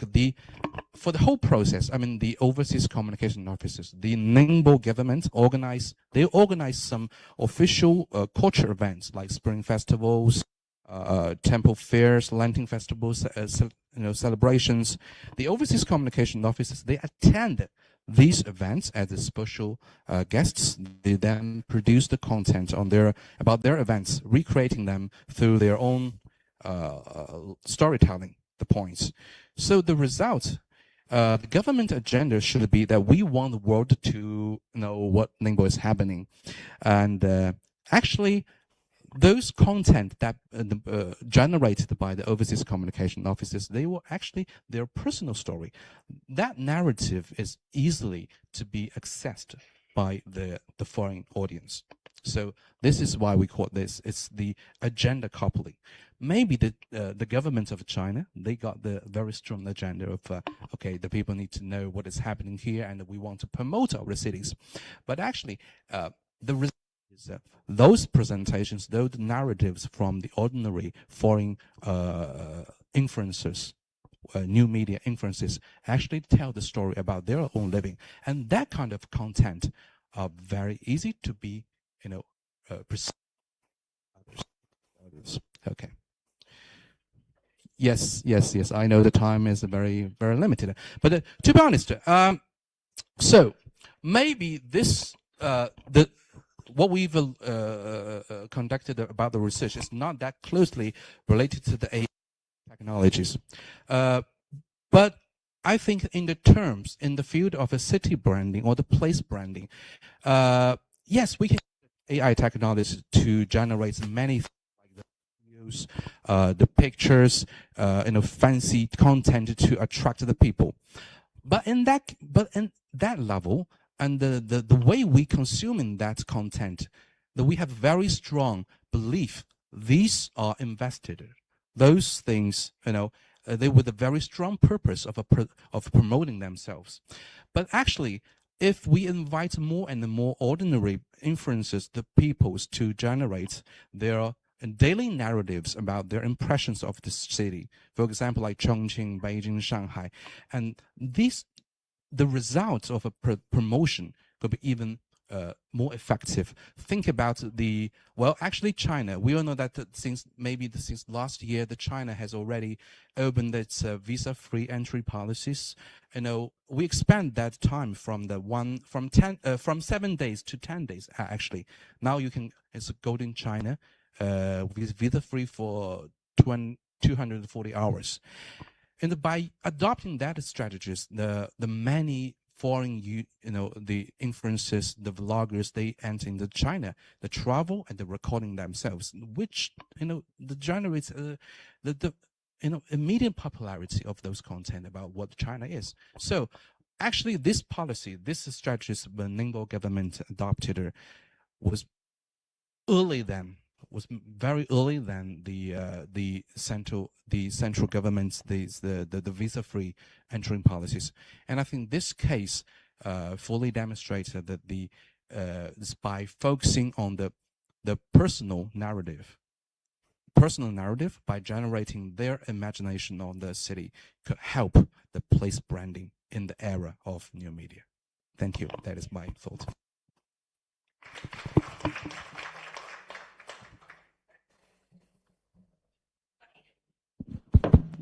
Okay, thank you, Dr. Liu. And it's a very insightful presentation. Your research on Ningbo, right? Ningbo. Yeah, reminds us that communication today's digital world is no longer a one-way process of delivering message, and it's also increasingly co-created through authentic interaction among institutions, digital platforms, content creators, and also audiences. Later, we are going to discuss further about your presentation and all, of course, with questions from the participants. Okay, we have to give Mr. Liu a round of applause for the insightful presentation. And we move to the third speakers. If Professor Gural emphasized the ethical foundation of AI communications, and then Mr. Liu demonstrated how meaning is collaboratively constructed through digital communication and social media. And our final speaker will take us one step further by examining how communication itself is evolving into what he calls the industry of meaning. Am I right? So we just welcome the third speakers of our today's seminar, Professor Ahmad. I lost it in my throat. So sorry.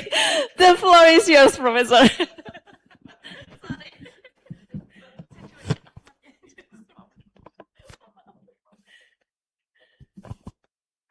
Baik, bismillahirrahmanirrahim. Assalamualaikum warahmatullahi wabarakatuh.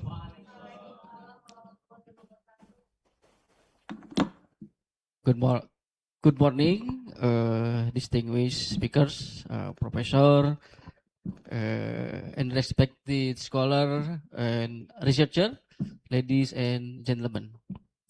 It is great honor, pleasure, and for me to be here today to share the intellectual reflection that has emerged from many years of observing, studying, questioning the transformation of communication in digital era.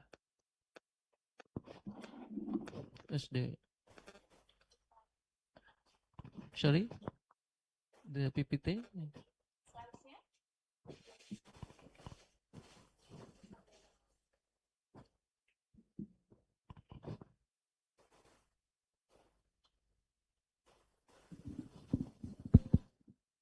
Bisa dibantu presentasinya? Oke, sudah.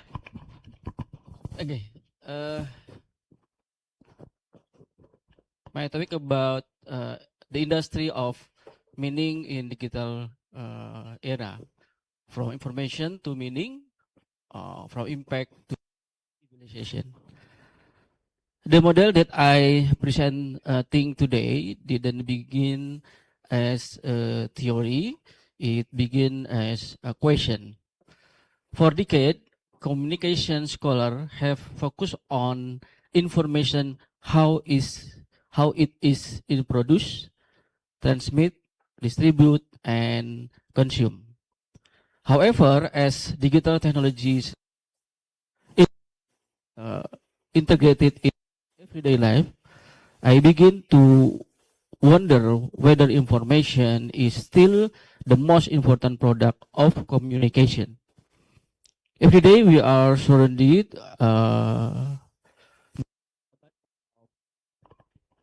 by abundance of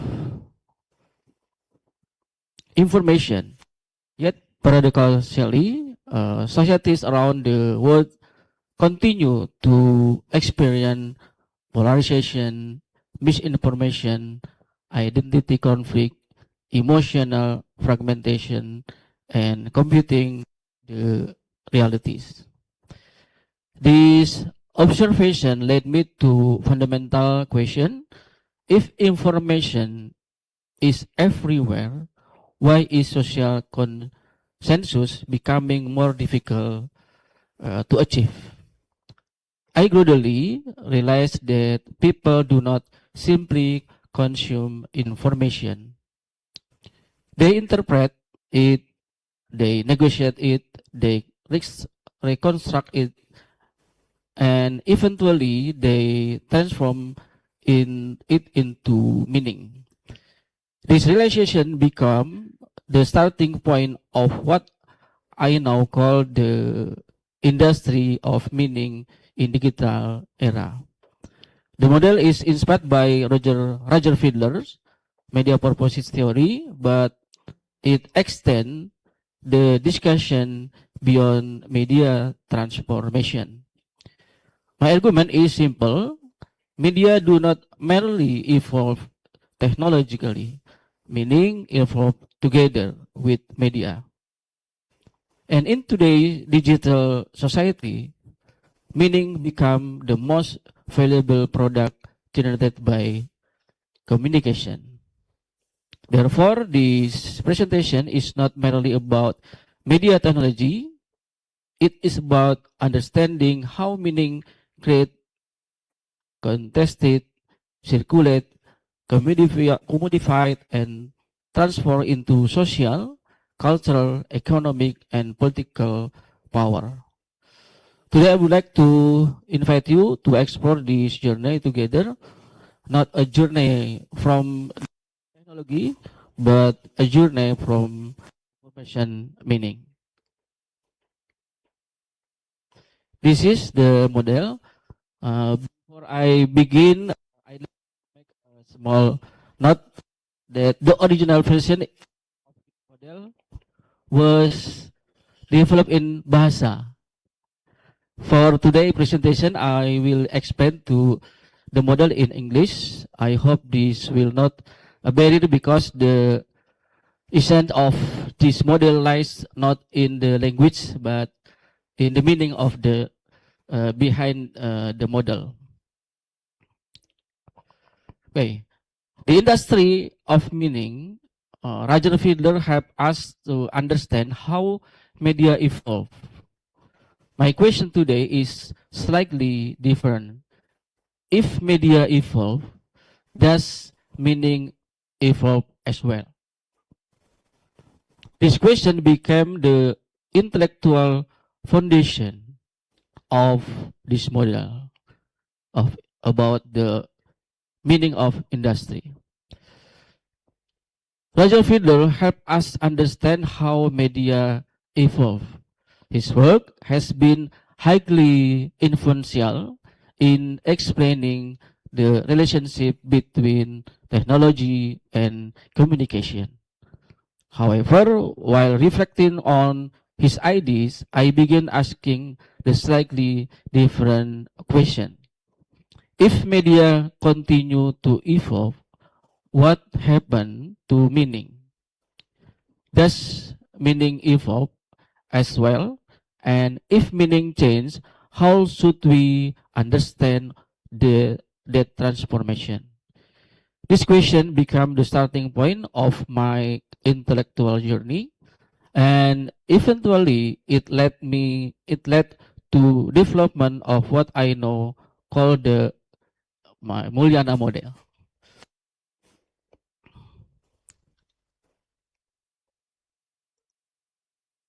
Yes.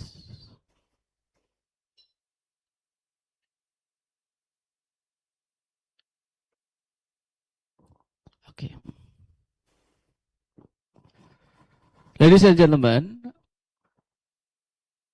at any moment we can access news, question, data, videos, and knowledge from almost everywhere in the world. Yet, despite this abundance of information, misunderstanding seems to be increasing rather than decreasing. People often look at the same fact but arrive at completely different conclusion. Why does this happen? I believe the answer lies in the distinction between information and meaning. Information can be transmitted instantly. Meaning cannot. Meaning is interpreted. Meaning is negotiated. Meaning is shaped by culture, experience, identity, and social interaction. That is why the challenge of our time is no longer information access. The challenge is understanding meaning.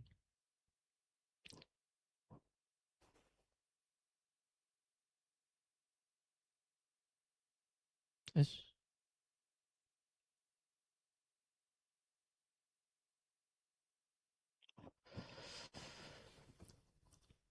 For many years, communication focused on the transmission of message. The central question was simple. How does information move from sender to receiver? That question remains important, but in today's digital environment, I believe we need to ask another question. How do people create meaning from information? Because information alone rarely changes society. Meaning does. People may forget fact, but they remember what those facts mean to them. And those meaning influence beliefs, identities, decision, and collective action. This, in my view, represent one of the most important frontier.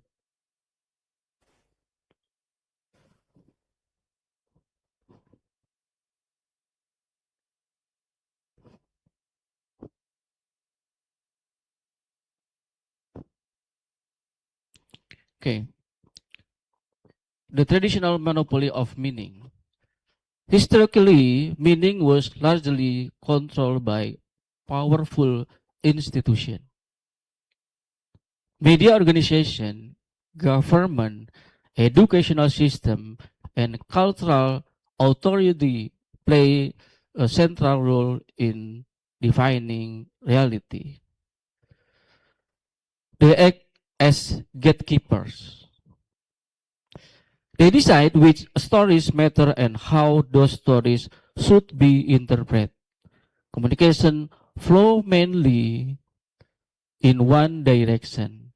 The public receive meaning that were largely constructed elsewhere. But the digital era has fundamentally changed this arrangement. The monopoly over meaning has gradually weakened, and new actors have entered the process of production.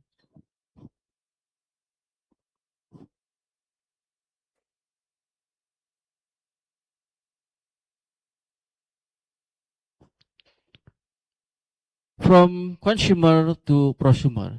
One of the most significant one of the most significant transformation in digital age is the emergence of prosumer. People are no longer simply consume the media content, they also produce it. Every day, millions of people create videos, share opinions, tell stories, and participate of public conversation. Meaning is no longer produced exclusively by institution. It increasingly produced through participation, through interaction, through networks, and through communities.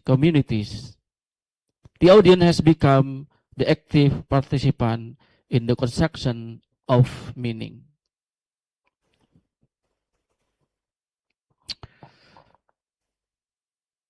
This is where my argument with redefining media morphosis.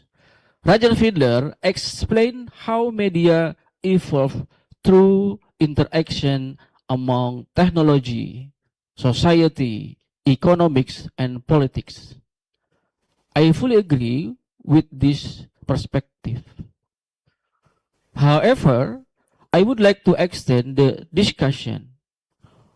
When media evolve, the process through which meaning is created also evolve. Technology change, social behavior change, pattern of interaction change, and therefore the meaning change as well. From this perspective, media morphosis is not only the evolution of media, it's also the evolution of meaning. And this idea from the foundation of this model.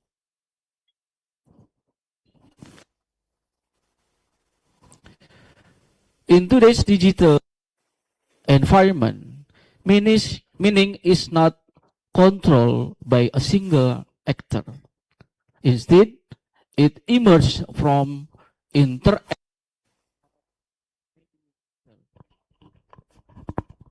among many actors. Platform provide the infrastructure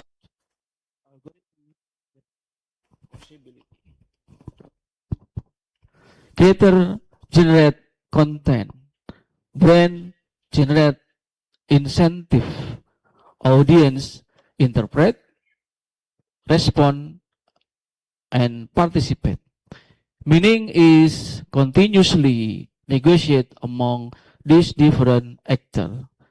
That is why I see meaning not as a fixed product, but as a dynamic ecosystem.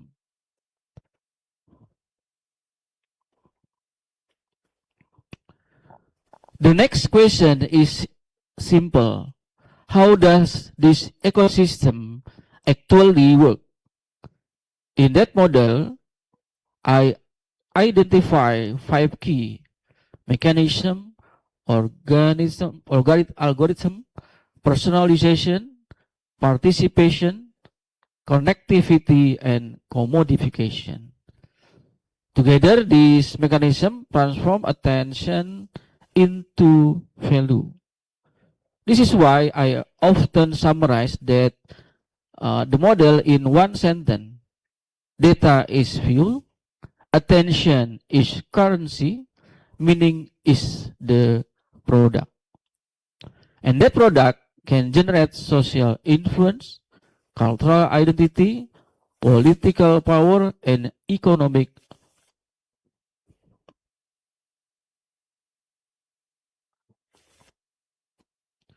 What are we actually consuming? Let me ask you a simple question. When we spend time on social media, what are we actually consuming? Information?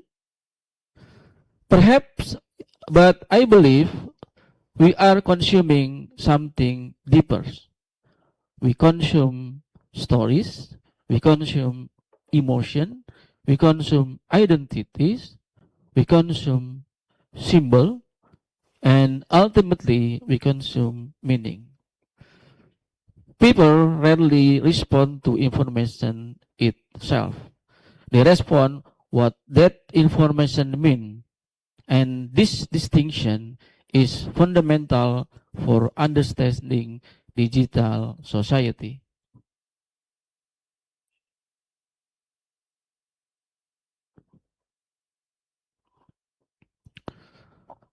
The industry of meaning extends far beyond communication.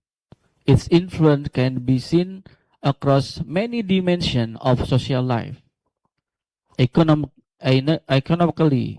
it drives the attention economy and creator economy. Socially, it shapes communities and collective identities. Culturally, it influences values, lifestyle, and public narrative.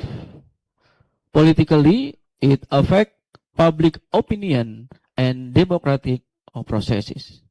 Communication today is not merely reflecting social change. Increasingly, it's helping to drive social change.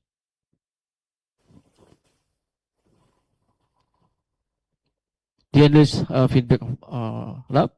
Unlike traditional communication,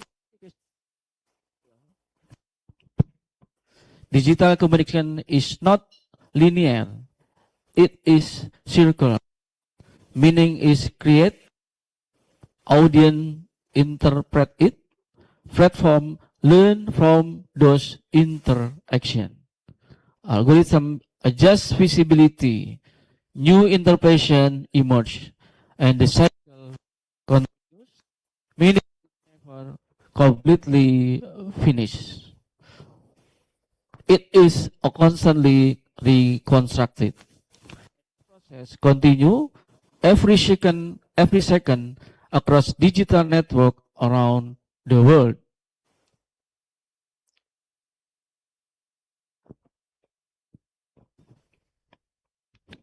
The AI horizon connected with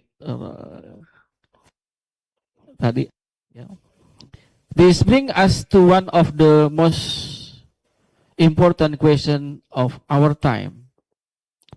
Artificial intelligence can now generate text, images, videos, and even conversation. Yeah, like Mr. Gerald was not.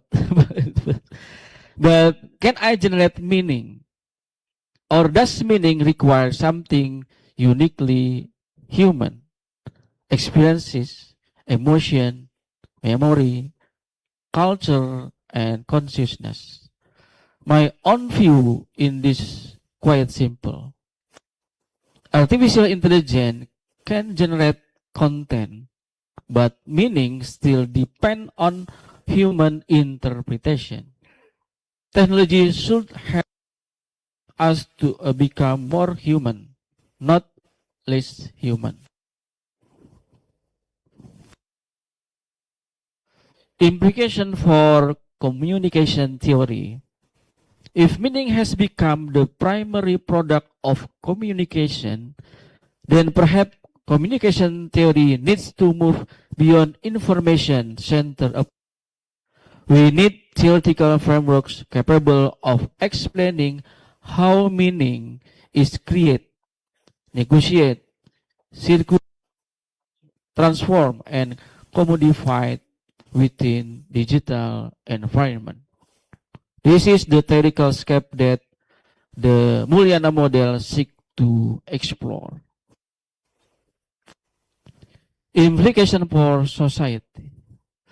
Looking ahead, the challenge facing society is not information scarcity. We already have more information that we can process. The challenge is meaning. How do we create meaningful communication?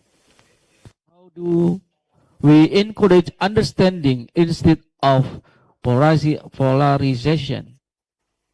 How do we use technology to strengthen social cohesion rather than deeper social fragmentation? This question must be some of the most important questions of the 21st century.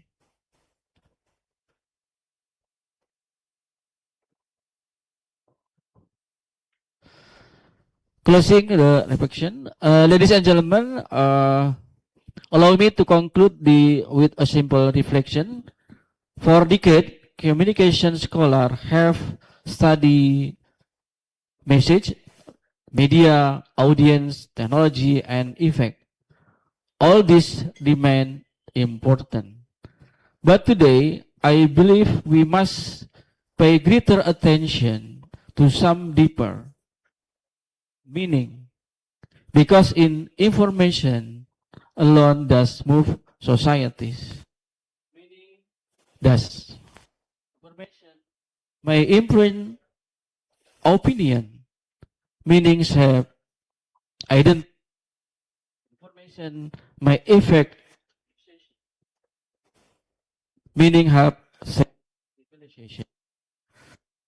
This model is not presented as a final answer.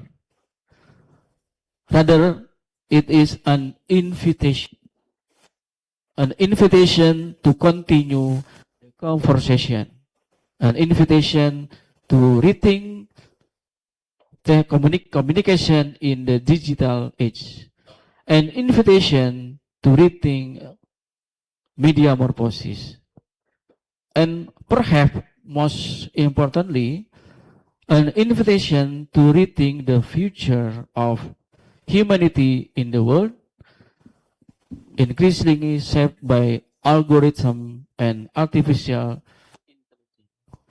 Because technology may change media, but media change people, and people change the world. Thank you. Wassalamualaikum warahmatullahi wabarakatuh. Thank you so much, Professor Ahmad Maulana. Now I know your full name because of the model that you created. It's such a, interesting model. And ladies and gentlemen, we have concluded 3 presentations of the speakers, and now we proceed to the discussion session.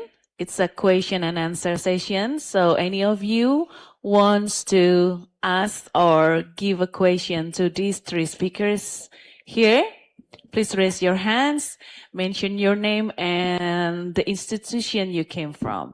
Okay, please.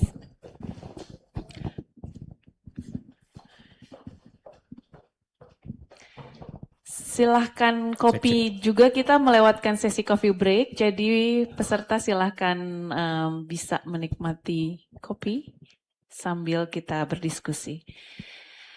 Oke, silahkan yang pertanyaan pertama. Ya, baik. Good morning everyone. Good morning speakers. My name is Afgi. I'm in Universitas Mercu Buana. And I currently doing PhD in the MMU University Malaysia. Professor Junot is my supervisor. So I would like to pose a question to my supervisor here. But first of all, just to be transparent, I use ChatGPT to help me draft these questions. So my question is, let me use my glasses. My question is about research. We actually want to be transparent when using AI, but the problem is some newer AI tools, like Google Notebook that you used for your presentation, to draft your presentation, can already help with research tasks quite effectively. Yet they are not as widely accepted. They are not widely accepted as established tools like NVivo, for example. So how should we deal with this transition period? If we disclose that we use these newer tools, people may question our methods simply because the tools are still new. But if we avoid them completely, we may miss technologies that could actually improve the quality and efficiency of our research. So where is the middle ground? How can we researchers be transparent without being penalized for adopting newer AI tools before the academic community fully accept them? That would be my question. And by the way, I've also saved the ChatGPT session I use to draft these questions, just in case you'd like to audit it later. Okay. Thank you very much. That's very good. Yeah. Okay, I think it can be answered directly because before we forget the questions. So maybe we keep, and also the questions, I think the questions is all our questions here all, how the researchers being transparent in the AI digital. So please. Okay, so thanks for that question, Abgi.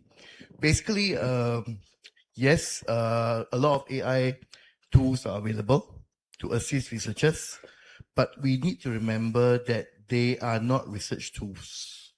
They are just like a web browser to help us to get the information that we are searching. So the key to all this is the prompt engineering. So how do we construct prompts to get the results?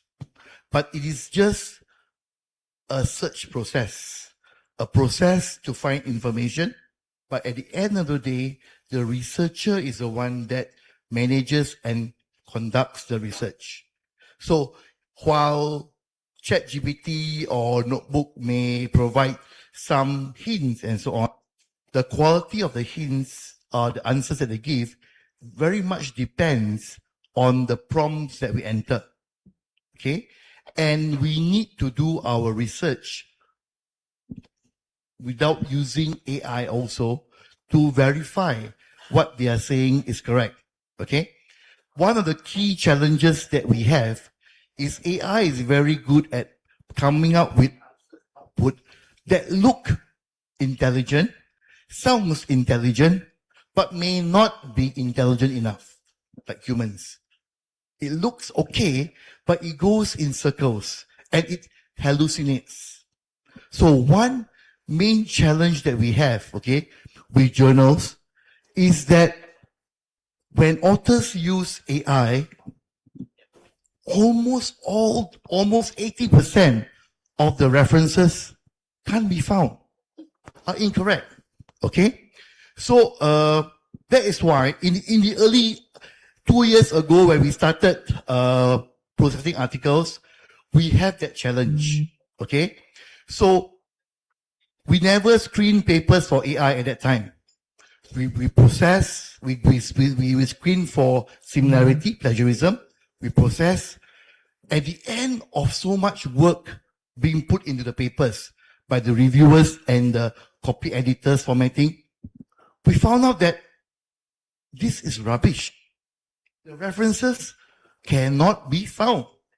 So we have cases where, at the end, we had to tell the author, sorry, your paper is almost ready, but the references are totally gone. Okay? So because of that, we screen for AI and we try to insist that AI index has, sometimes it comes and they justify, and if we're happy with it, we are okay. But that is the problem when people depend on AI a lot. So I spent 1 hour on I spent 6 hours on my slides. 1 hour was to check on the references. So if you look at the last slide, which I did not show, there is a list of references because I want to be careful to ensure they are not hallucinated sources. So that is a problem. But again, AI is, for me, I feel is like our Mozilla Firefox or browsers. It helps us find data faster. Okay? But we still need to read the sources and understand things. It gives us a very good glimpse of the area and what the issues. But again, we need to read the papers. So a lot of my students, they use AI, but they don't understand. So I tell them, read the article. If you can't tell me who came up with this theory and the history of this theory, don't come to me and say that you want to do your proposed defense. You need to understand how this theory was developed, asal usulnya, and why it was developed. So they come to me, they say, I your thought and so on, but they don't know about Rogers' theory. Sorry. Because too much AI. So AI can help us, but we need to do our research to understand how this developed. But AI helps us zoom in to things very fast. It improves our productivity, but we still need to do our research and keep our records. Thank you. Okay, maybe other speakers could add on or comments on the questions. Yes. Well, in terms of this question, then I have strong, understanding about how we're gonna. Actually, what you've asked is about the how we employ the AI into the research, right? Yes. Defining the literature review and making the perhaps the sometimes even making draft. I know sometimes people will do that. Well, in my career is that when we teach the students, well, we're not talking about the research. We're talking about the something on the practical level, which means, for example, I teach them maybe for story, writing the feature stories, writing the interviews, and how you're gonna frame the interview framework, outline those framework of interviewing, right? If the students want to interview some person, that's the basic element for the journalism course. So normally, before the larger scale of importation of AI technologies into our daily life, the students will give me the list of the questions, those questions about they are proposed to the interviewee. Okay, they're simple, sometimes raw and not very sophisticated. But at least I know this is what they're writing. But you know what? Maybe from last year, okay, on my class, I gave them the task. What they give me, well, at the first glance, okay, that's quite sophisticated, very complicated, very good, frameworks of the questions. Then I have to take a second look. I suddenly found the problem. So I asked the students, tell me, do you know the terminology of that sentence? Why you will ask the questions for them? Okay, he didn't know. He don't know. He cannot even respond anything. So I don't. Okay, you say I'd help you to write the whole interview frameworks. So that's not work. That's not work. So for me, I think that using AI on the class is inevitable. We cannot avoid that. No, even back in the CBTI, the universities got such policies that they encourage the teachers to apply the AI technologies to basically every course to increase the efficiency. But the problem is that it's also the dilemma we are facing too is, okay, we teach the students how to use the AI, but we cannot guarantee they understand the basic understanding, the basic concept of those skills, of those knowledges. That is the very difficult things. Well, in terms of the literature review or searching the literature, I think it's one problem, but we have the way to fix out. I think back in China, I believe there are at least 2, maybe 3 companies they're developing their unique model to cooperate with those general databases to extract the statistics and to make sure those literature review that AI proposed could be the truth. Yes. Okay, thank you. Profesor Ahmad. Pakai Indonesia aja. Ya, oke, bahasa yes. Baik, Mas Amki, yaitu jadi bagaimana kita mau lihat fungsi AI dan konteks validitas dari riset ya. Lebih kebiasaan ya. Kebiasaan ya. Jadi kalau sebenarnya kan kayak kita pakai NVivo tuh kan udah biasa diterima gitu kan. Sebenarnya kan bisa aja sekarang pakai notebook LM tuh kita dia udah bisa makan lebih canggih mungkin daripada NVivo. Tapi kalau kita bilang, oh saya pakai notebook LM, mungkin nggak diterima sama reviewer gitu. Wah ini pakai AI nih gitu. Kalau pakai NVivo boleh. Sekarang lagi masa transisi sebenarnya. Tadi mungkin ya seperti Prof. Gerald sampaikan ya. Jadi sebenarnya AI itu kan sebenarnya hanya alat ya. Jadi di bagian saya juga tadi mungkin AI itu ya dia hanya informasi, not meaning gitu kan. Dia bukan makna sesungguhnya gitu. Dan yang sesungguhnya tetap pada kapasitas kita sebagai pengguna. Itu that's why tadi literasi itu menjadi penting. Budaya baca tetap harus dikuatkan di kelas, dikuatkan di ruang-ruang riset gitu kan. Karena prompt itu kan mengikuti apa yang kita ini berikan kan. Nah, jawabannya tentu akan mengacu kepada prompt itu gitu ya. Sorry Mas Lis, I use Indonesia. Ya, nanti bisa translate picture. Jadi kembali ke itu ya, semua kita pasti menggunakan AI gitu ya dalam berbagai hal. Kadang-kadang kalau kita lihat di cerita-cerita banyak semua orang punya masalah menggunakan AI. Bahkan mungkin di Amerika ya, ada seorang yang ketika keluarganya tidak memberikan ruang kenyamanan, maka dia lari ke AI. But di situ dia menganggap AI itu reality gitu, suatu kenyataan gitu. Akhirnya dia menganggap itu pacarnya. Yang terjadi apa? Dia bunuh diri, suicide ketika si AI tidak bisa bertemu darat. Ya. Ini suatu ini juga kepada kita researcher. Kita nggak bisa mengandalkan AI secara mutlak, ya kan?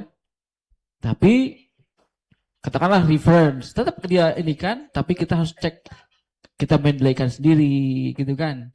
Kemudian kita baca lagi. Jadi AI itu hanya sebuah entry point untuk get the valid data gitu kan, misalnya seperti itu. Gitu ya, mungkin jadi nggak bisa AI sebagai sesuatu final decision. Dia hanya bagian dari upaya tadi untuk NVivo gitu kan. Nah, NVivo juga nggak bisa final kan. Tetap kita harus kasih interpretasi, kasih ada discussion gitu ya di situ. Teori kita, ini kita gitu ya.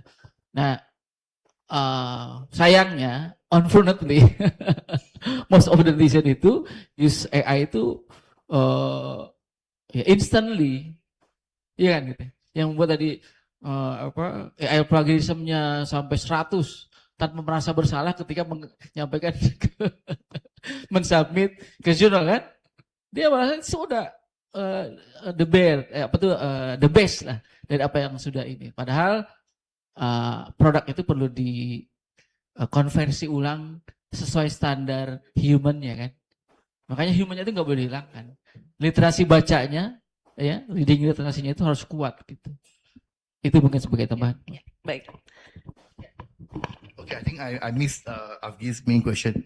You mentioned about the NVivo. Okay, if you read the qualitative text and so on, tools like NVivo, okay, Yes. remain as tools. Yes. Okay, yes. but they play very little role in the outcome of qualitative research. Yes. Because in qualitative research, the key tool is the human researcher. We are the one that processes it. And if it is a qualitative thesis, that chapter is called as data generation, not data collection, because we are the ones that give meaning to the data that we collect. Okay. Yes. So, NVivo is just like an indexing tool to index the data that we collect. Okay. True. But it is more, it's acceptable in circles because we fit in the data. We control the data that is being entered into NVivo. And we assume that the human researcher has full control in the curation and production of meanings. However, AI tools lack that control at this moment.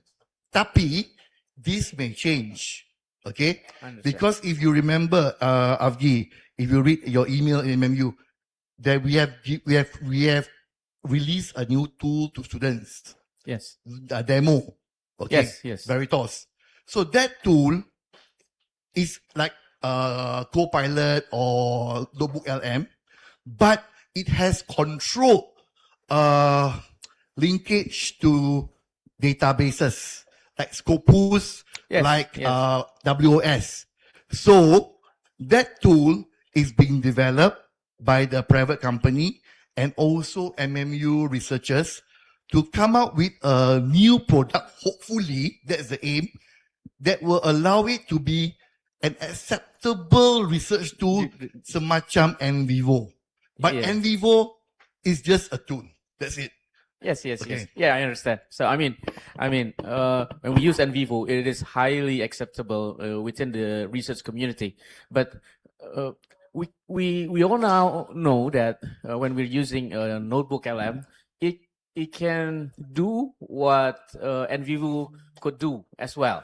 But then when we come up to the when we are transparent that we're using Notebook LM instead of NVivo, then the problem will come because it has the same function and maybe more efficient. But then since it is not yet acceptable within the research community, then we're not able to be very transparent about using Notebook LM. So that's my question. I've actually seen the paper under review actually. They use AI tool to do the functions of commercial tools, but they explain how they do it. For example, they search the data, they feed it into the AI tool, and they call the AI tool to process the data. Understand. So the explanation is clear. Understand. The reviewers understand it. That it's a similar function like your NVivo. It's fine. Understand. Understand. Thank you very much.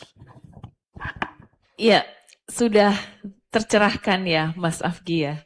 Tercerahkan. Nanti intinya chat sessionnya mesti kita record terus nanti dikasih lampiran. Mungkin bisa gitu. Okay.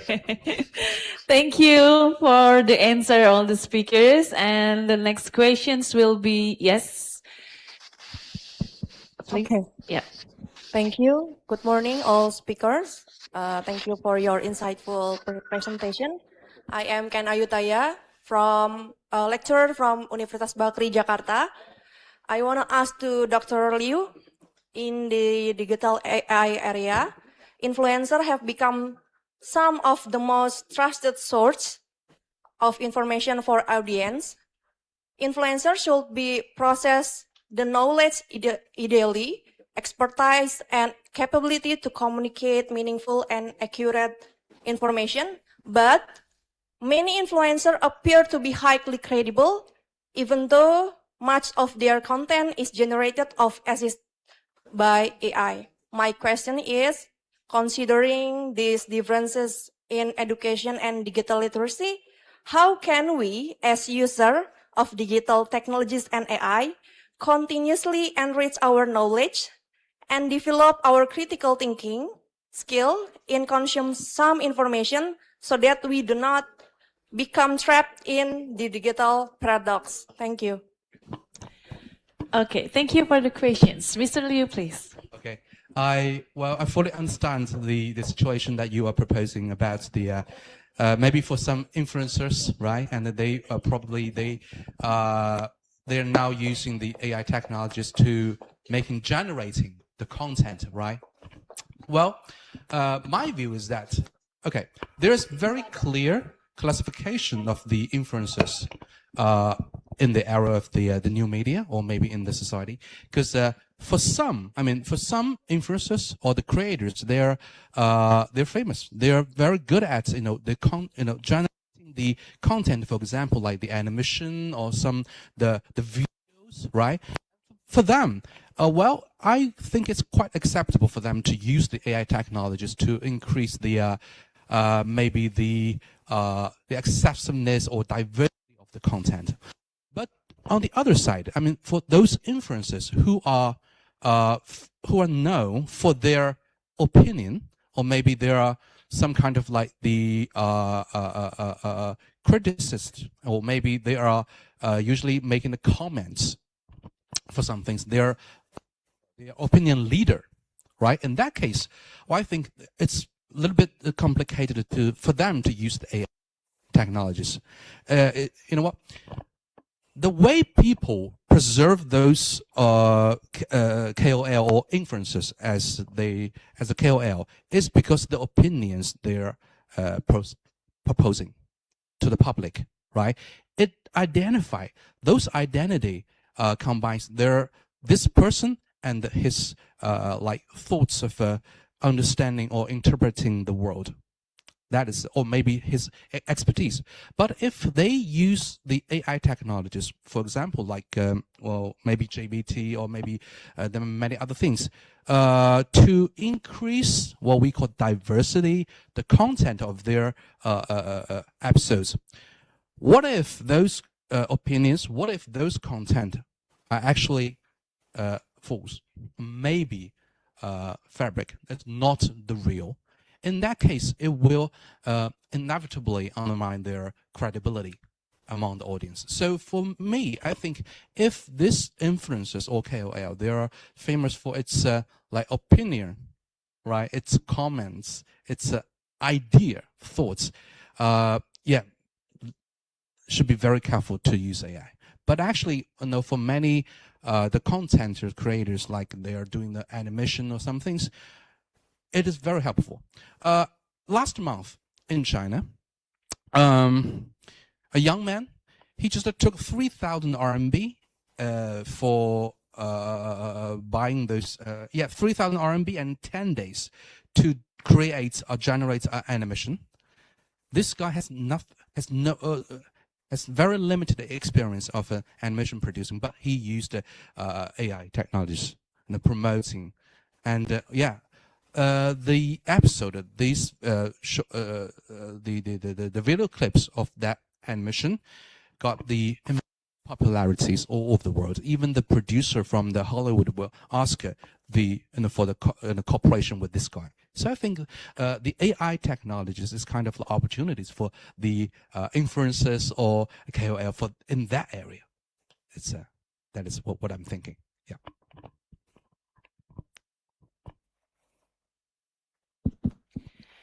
Mbak Ken Ayu ya namanya ya, dari Bakri University. Sudah cukup jawabannya atau ada lagi komen? Iya, boleh dipakai mic-nya, ada? Ya.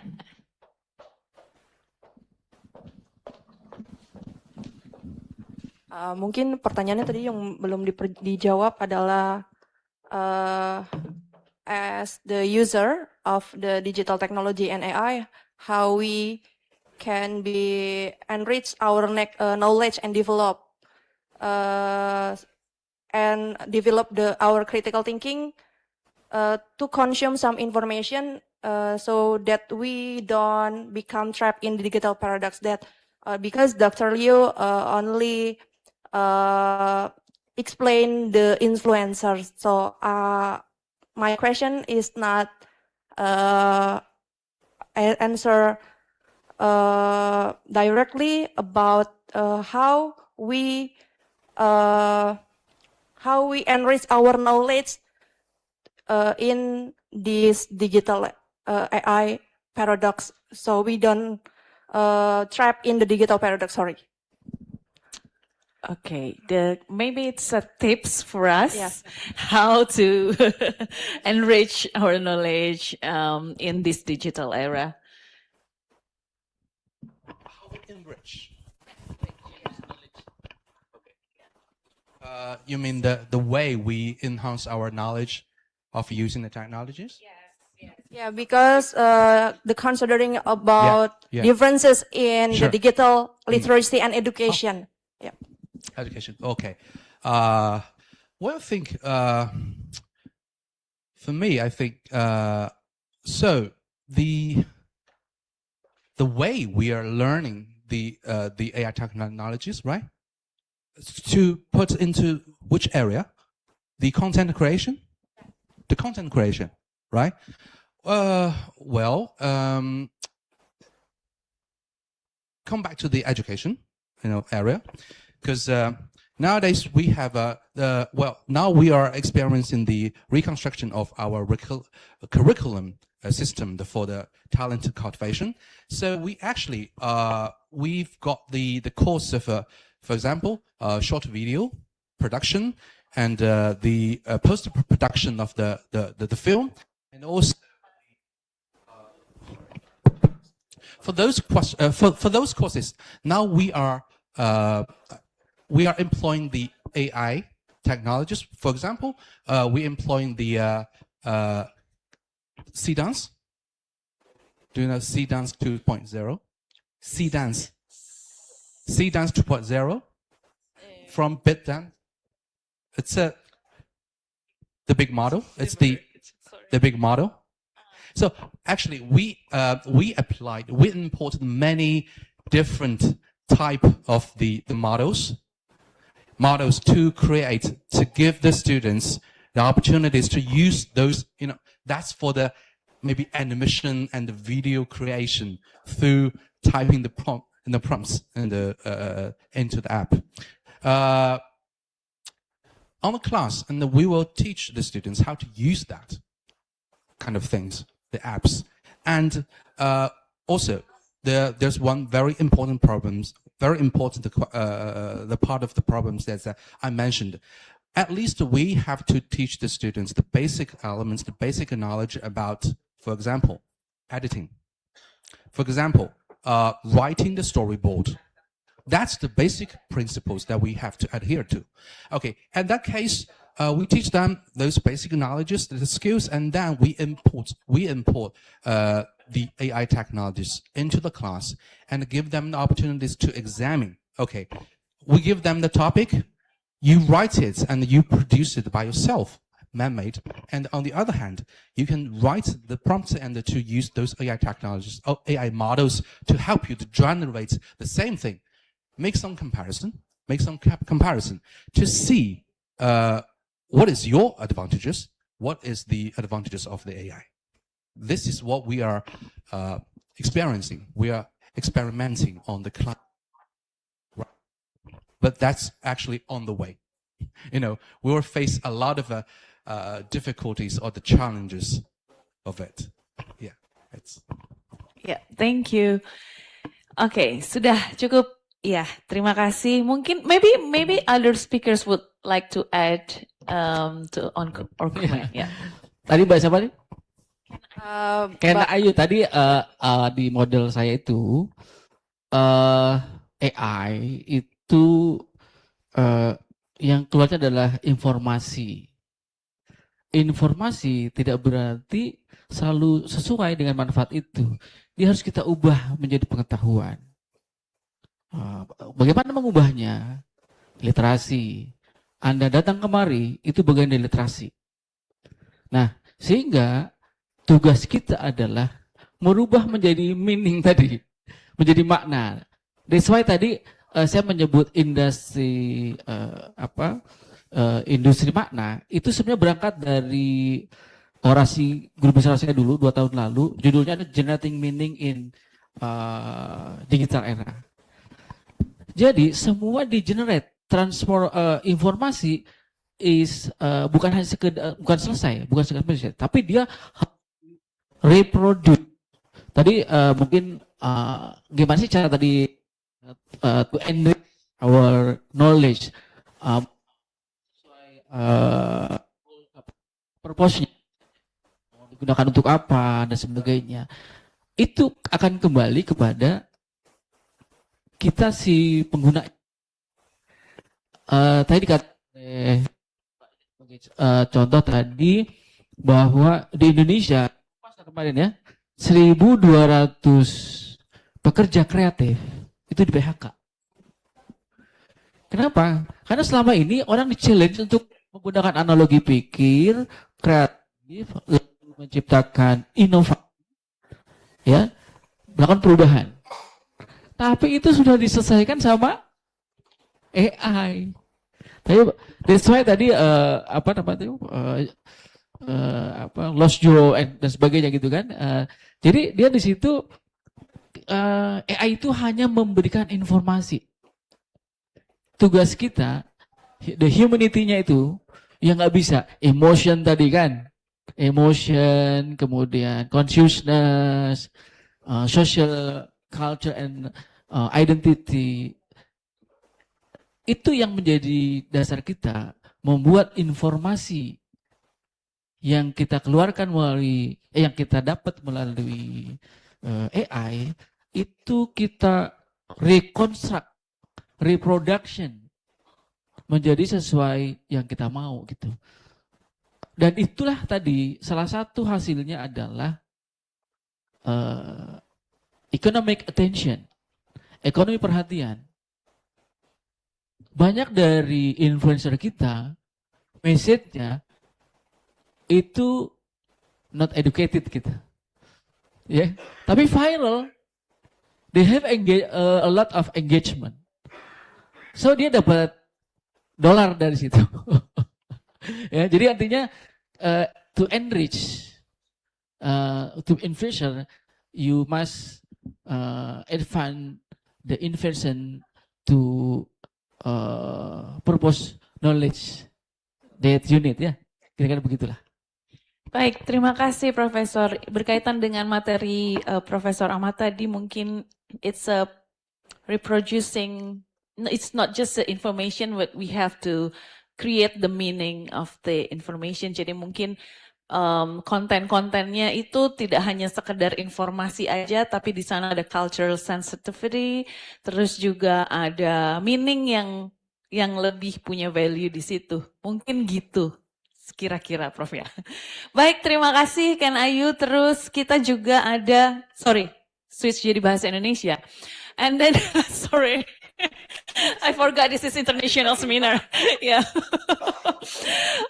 We have one question online. So, please show it in the, okay, there's a participants online. Please, let me have your name, introduce yourself, and what institution you came from. Yes, Bapak, silakan. Ya, baik. Ya, terima kasih. Selamat siang. Gini, jadi saya ingin tanya kepada ketiga pembicara. Beberapa tahun terakhir itu perang Rusia Ukraina sampai hari ini belum tuntas, gitu ya. Kemudian itu belum tuntas, lalu masuk lagi perang Amerika Serikat, Israel dengan Iran.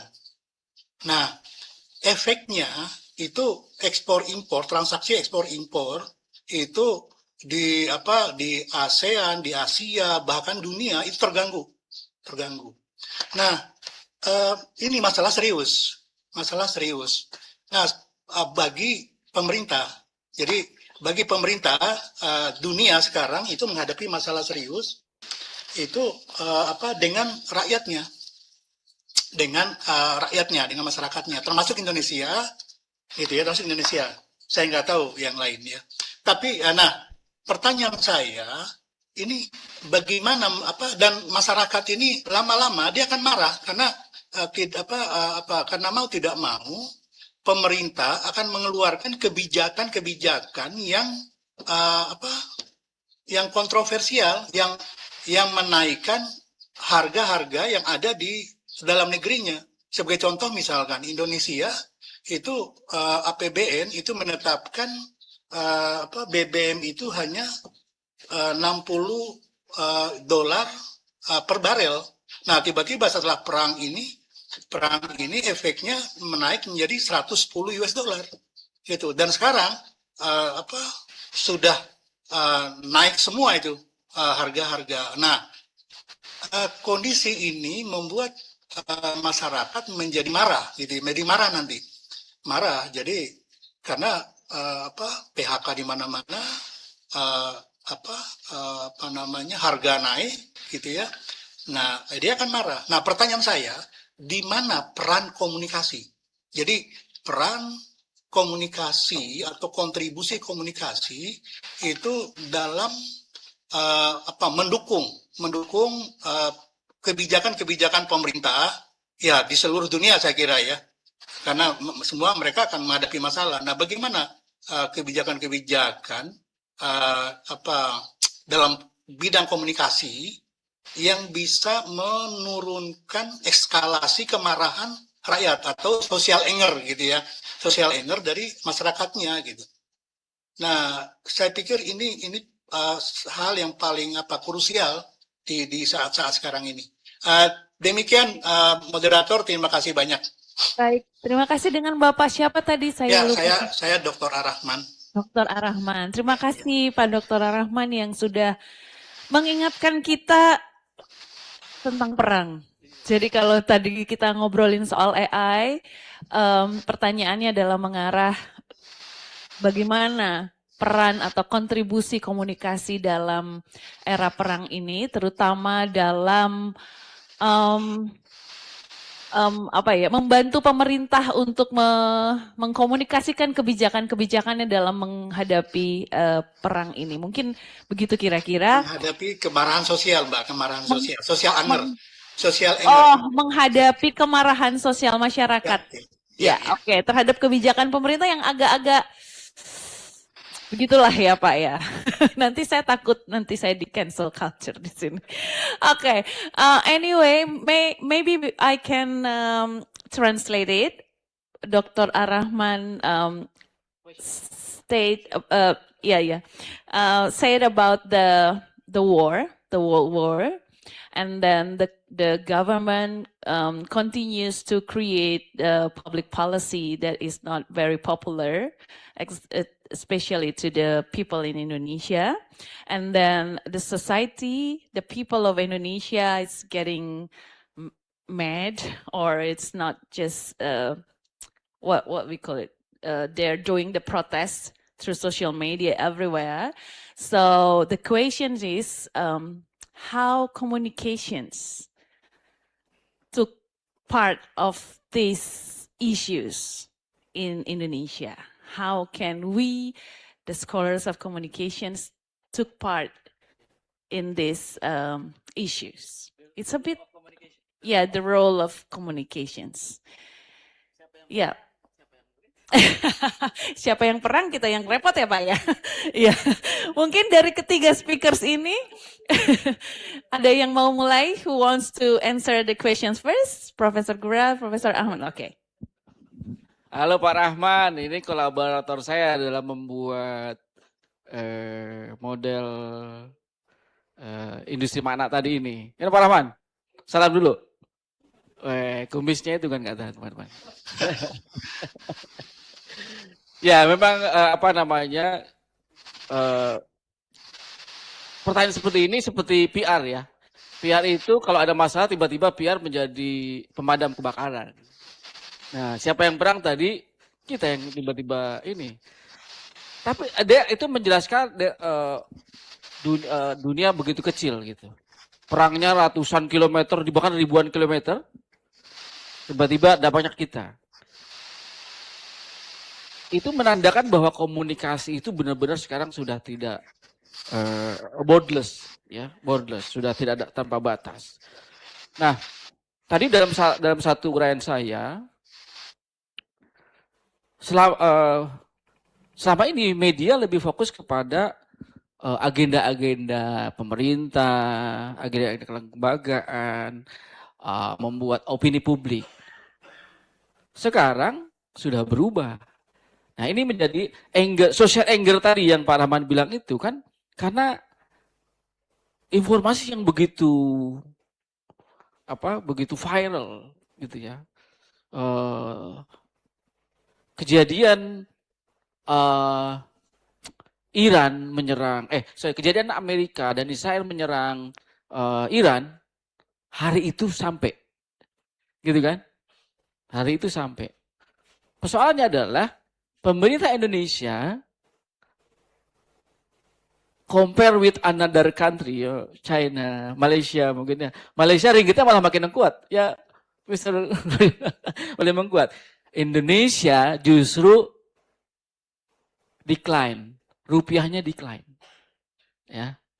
Ini persoalan, kok bisa Malaysia bisa membuat rupiah kuat, China bisa memainkan peran global, Indonesia justru decline.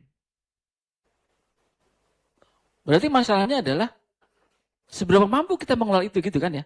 Gitu. Jadi nah ini juga komunikasi ini kan tergantung tadi pada pesan yang sampai itu mau diarahkan kemana.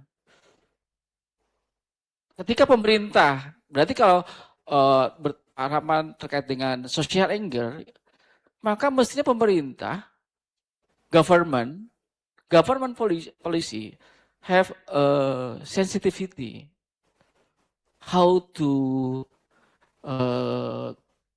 bagaimana mengkondisikan persoalan ini, karena bukan persoalan perang aja gitu. Perang ini adalah persoalan global.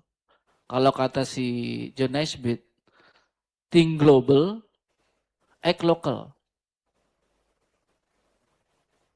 Our government is not sensitivity about think global, act local. So jadi dia perlu orang-orang seperti orang komunikasi membangun itu memang gitu. Persoalannya adalah itu tadi seberapa jauh kita mampu mengatur viral, TikTok dan sebagainya gitu ya. Mungkin Mbak itu biar dari saya mungkin ya. Ya, baik. Terima kasih jawabannya Profesor Mulyana ya, Pak ya. Saya salah tadi Mulan. Baik, selanjutnya mungkin Profesor Gerald or Mr. Liu who wants to answer the question. I wouldn't be able to comment much about the international context, okay? But I do believe that the communication process has to be deeply ingrained in the machinery of the governments, okay? It should not be PR coming in as an afterthought to clear the mess. It's not crisis control, okay? But the evolution of media in a particular country or environment will influence this, okay? So like in Malaysia, we have got a lot of discussions about what's happening about the war and how it's affecting the cost of living, price of fuel, and so on and so forth. Okay, but what the difference that people are angry, okay, but they are also cognizant that this is inevitable. It's not the government's fault that it's becoming like this, okay? However, that perspective that is relatively common in Malaysia occurs because of the communication approach that's evolved in the country over the years in Malaysia. Malaysia in the past had a very, very controlled media, okay, whereby the media is the mouthpiece of the government or the ruling of the day. But the political dynamics in Malaysia has changed so much from 20 years ago to how it is now. When we say about the government, who is the government? Who are the parties? And the parties will combine and like a Lego block and combine. So the definition of government like 20 years ago is very fluid now.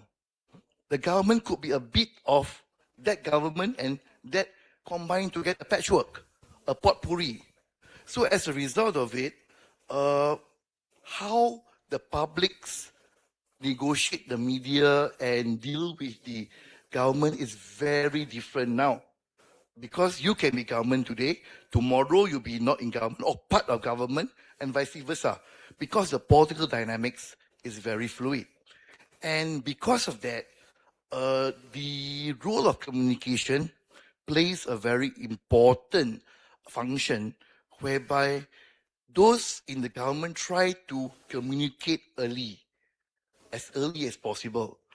So like perhaps 20 years ago, the impacts of the war in Iran may not be explained so clearly like now.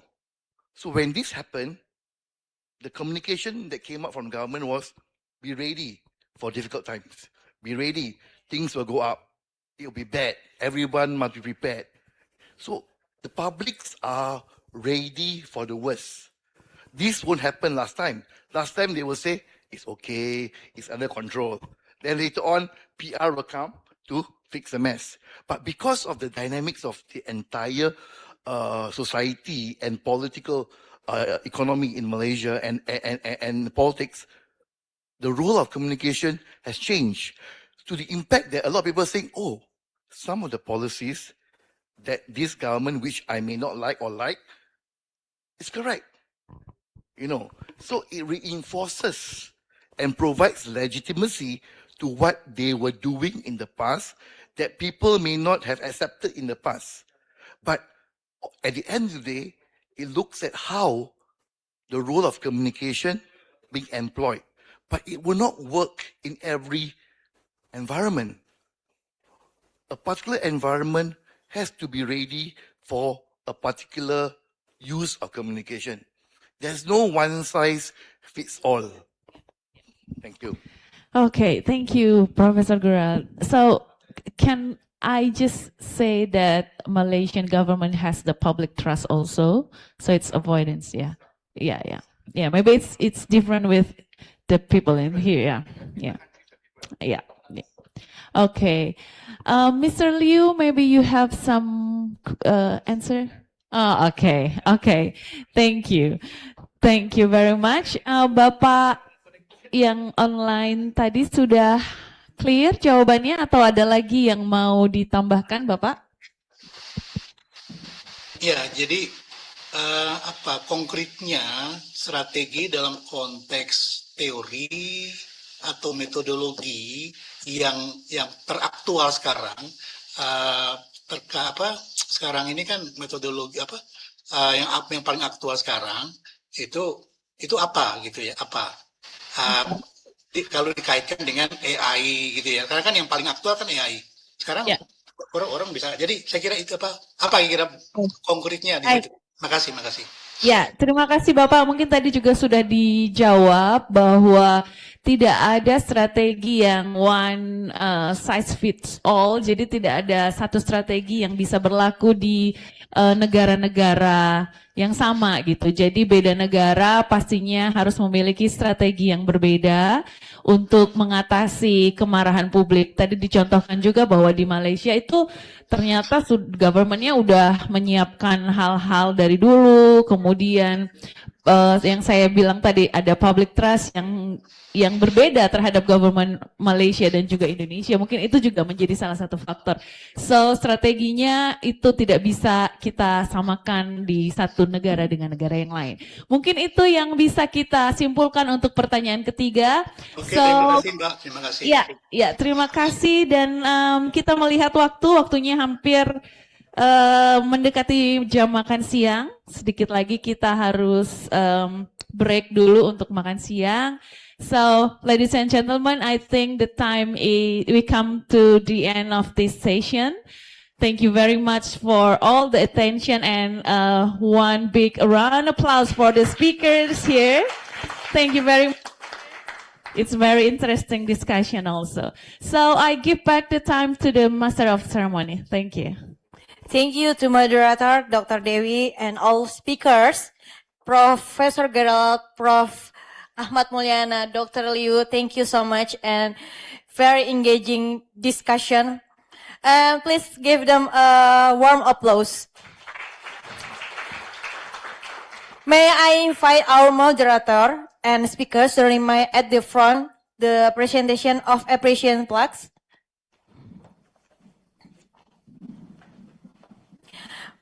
Then may I kindly invite Dr. Heri Budianto to present appreciation plaques to our distinguished speakers and moderator for their valuable contribution to MICoCS 2026. For the first, Dr. Heri Budianto, please give to Professor Dr. Gerald.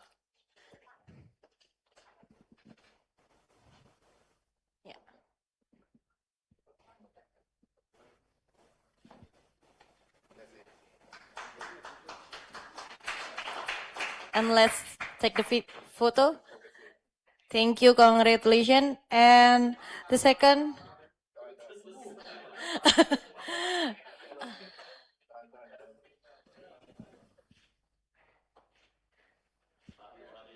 And then for Dr. Liu Hao.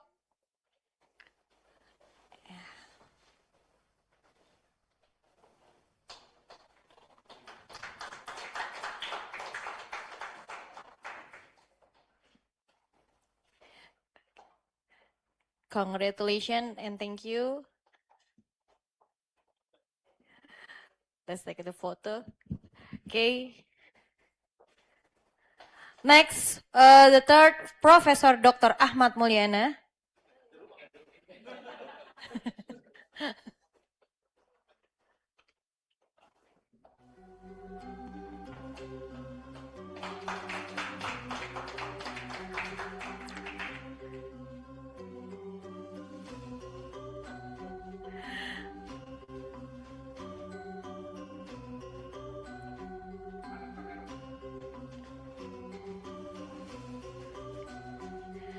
Okay, the last one, Dr. Ninyoman Dewi Paskarani, SSMSE, as our moderator. Congratulations. And thank you once again for your valuable contribution. Ladies and gentlemen, give them a warm round of applause. Stay the stage and we will now proceed with the official group photographs. May I kindly invite all speaker or moderator, accompanied by Dr. Meli Ridarianti, please join us to the stage and Associate Professor Dr. Afdal Makuraga Putra for the official photograph. Wait, please, Dr. Meli and Dr. Afdal.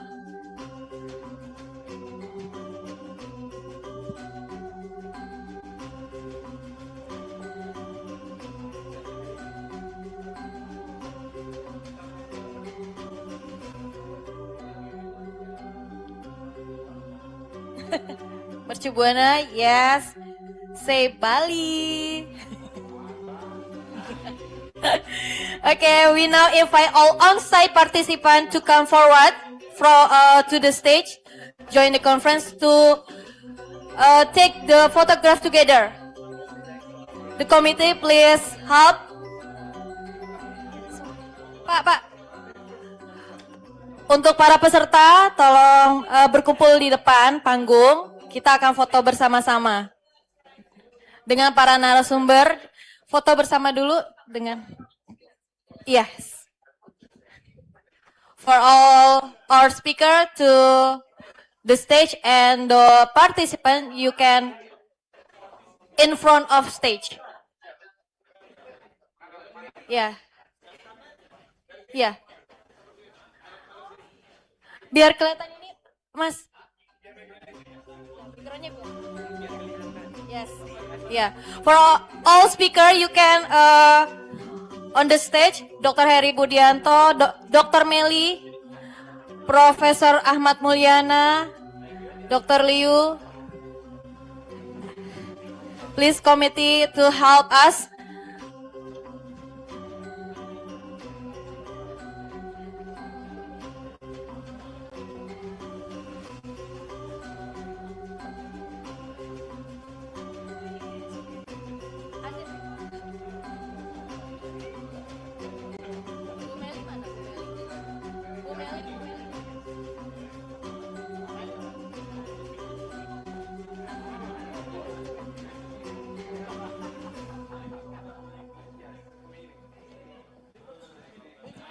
And to our participants join online, would you kindly turn on your cameras too? Okay.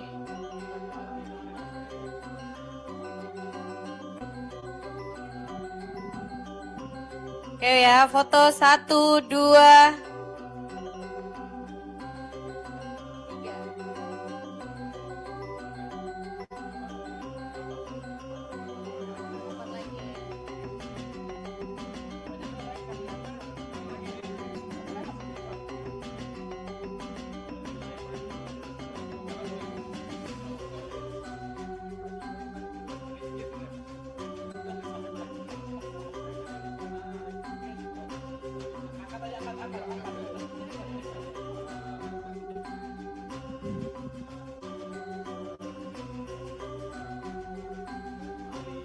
Okay, now freestyle. Your best style. Okay, 1, 2, 3.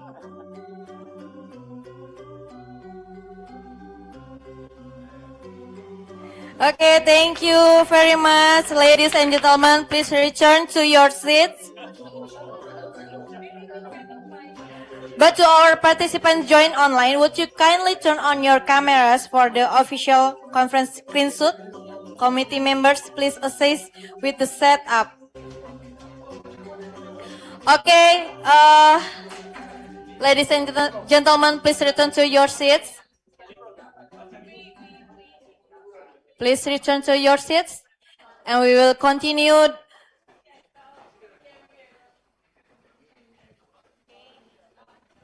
Kita lanjutkan ya, Pak. Okay, we will now break for lunch until 1:30 p.m. Lunch is served on the first floor at the restaurant of Mercu Bali Nusa 2. You are also welcome to take this opportunity to rest. And this afternoon, our parallel session will continue in both on-site and online format. On-site session will be held in rooms 1 to 4. And while online presentation will take place in virtual rooms A to E. If you need any assistance, our committee members will be happy to help you find your assigned room. And one more thing, do give your best presentation as we'll announce the Best Presenter Award during our closing session later this afternoon. Please join us again in this ballroom at 4:30 p.m. for the closing session. Enjoy your lunch and we look forward to seeing you this afternoon in the closing session. Thank you.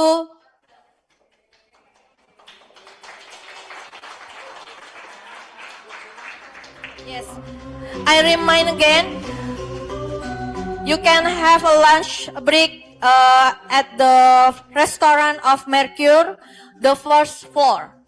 Okay, thank you.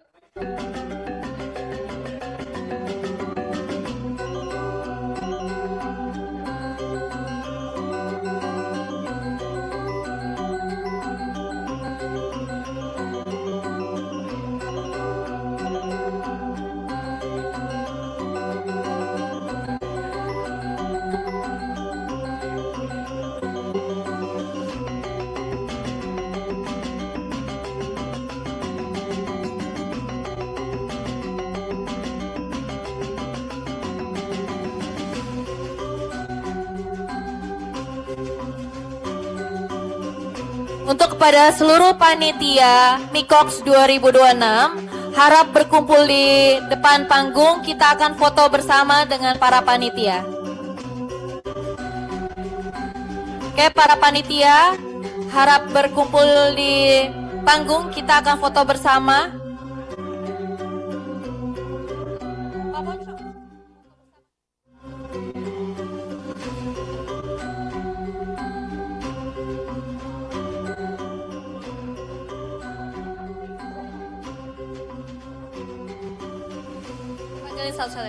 Bu Ari, Bu Bena, Bu Sabena, come on.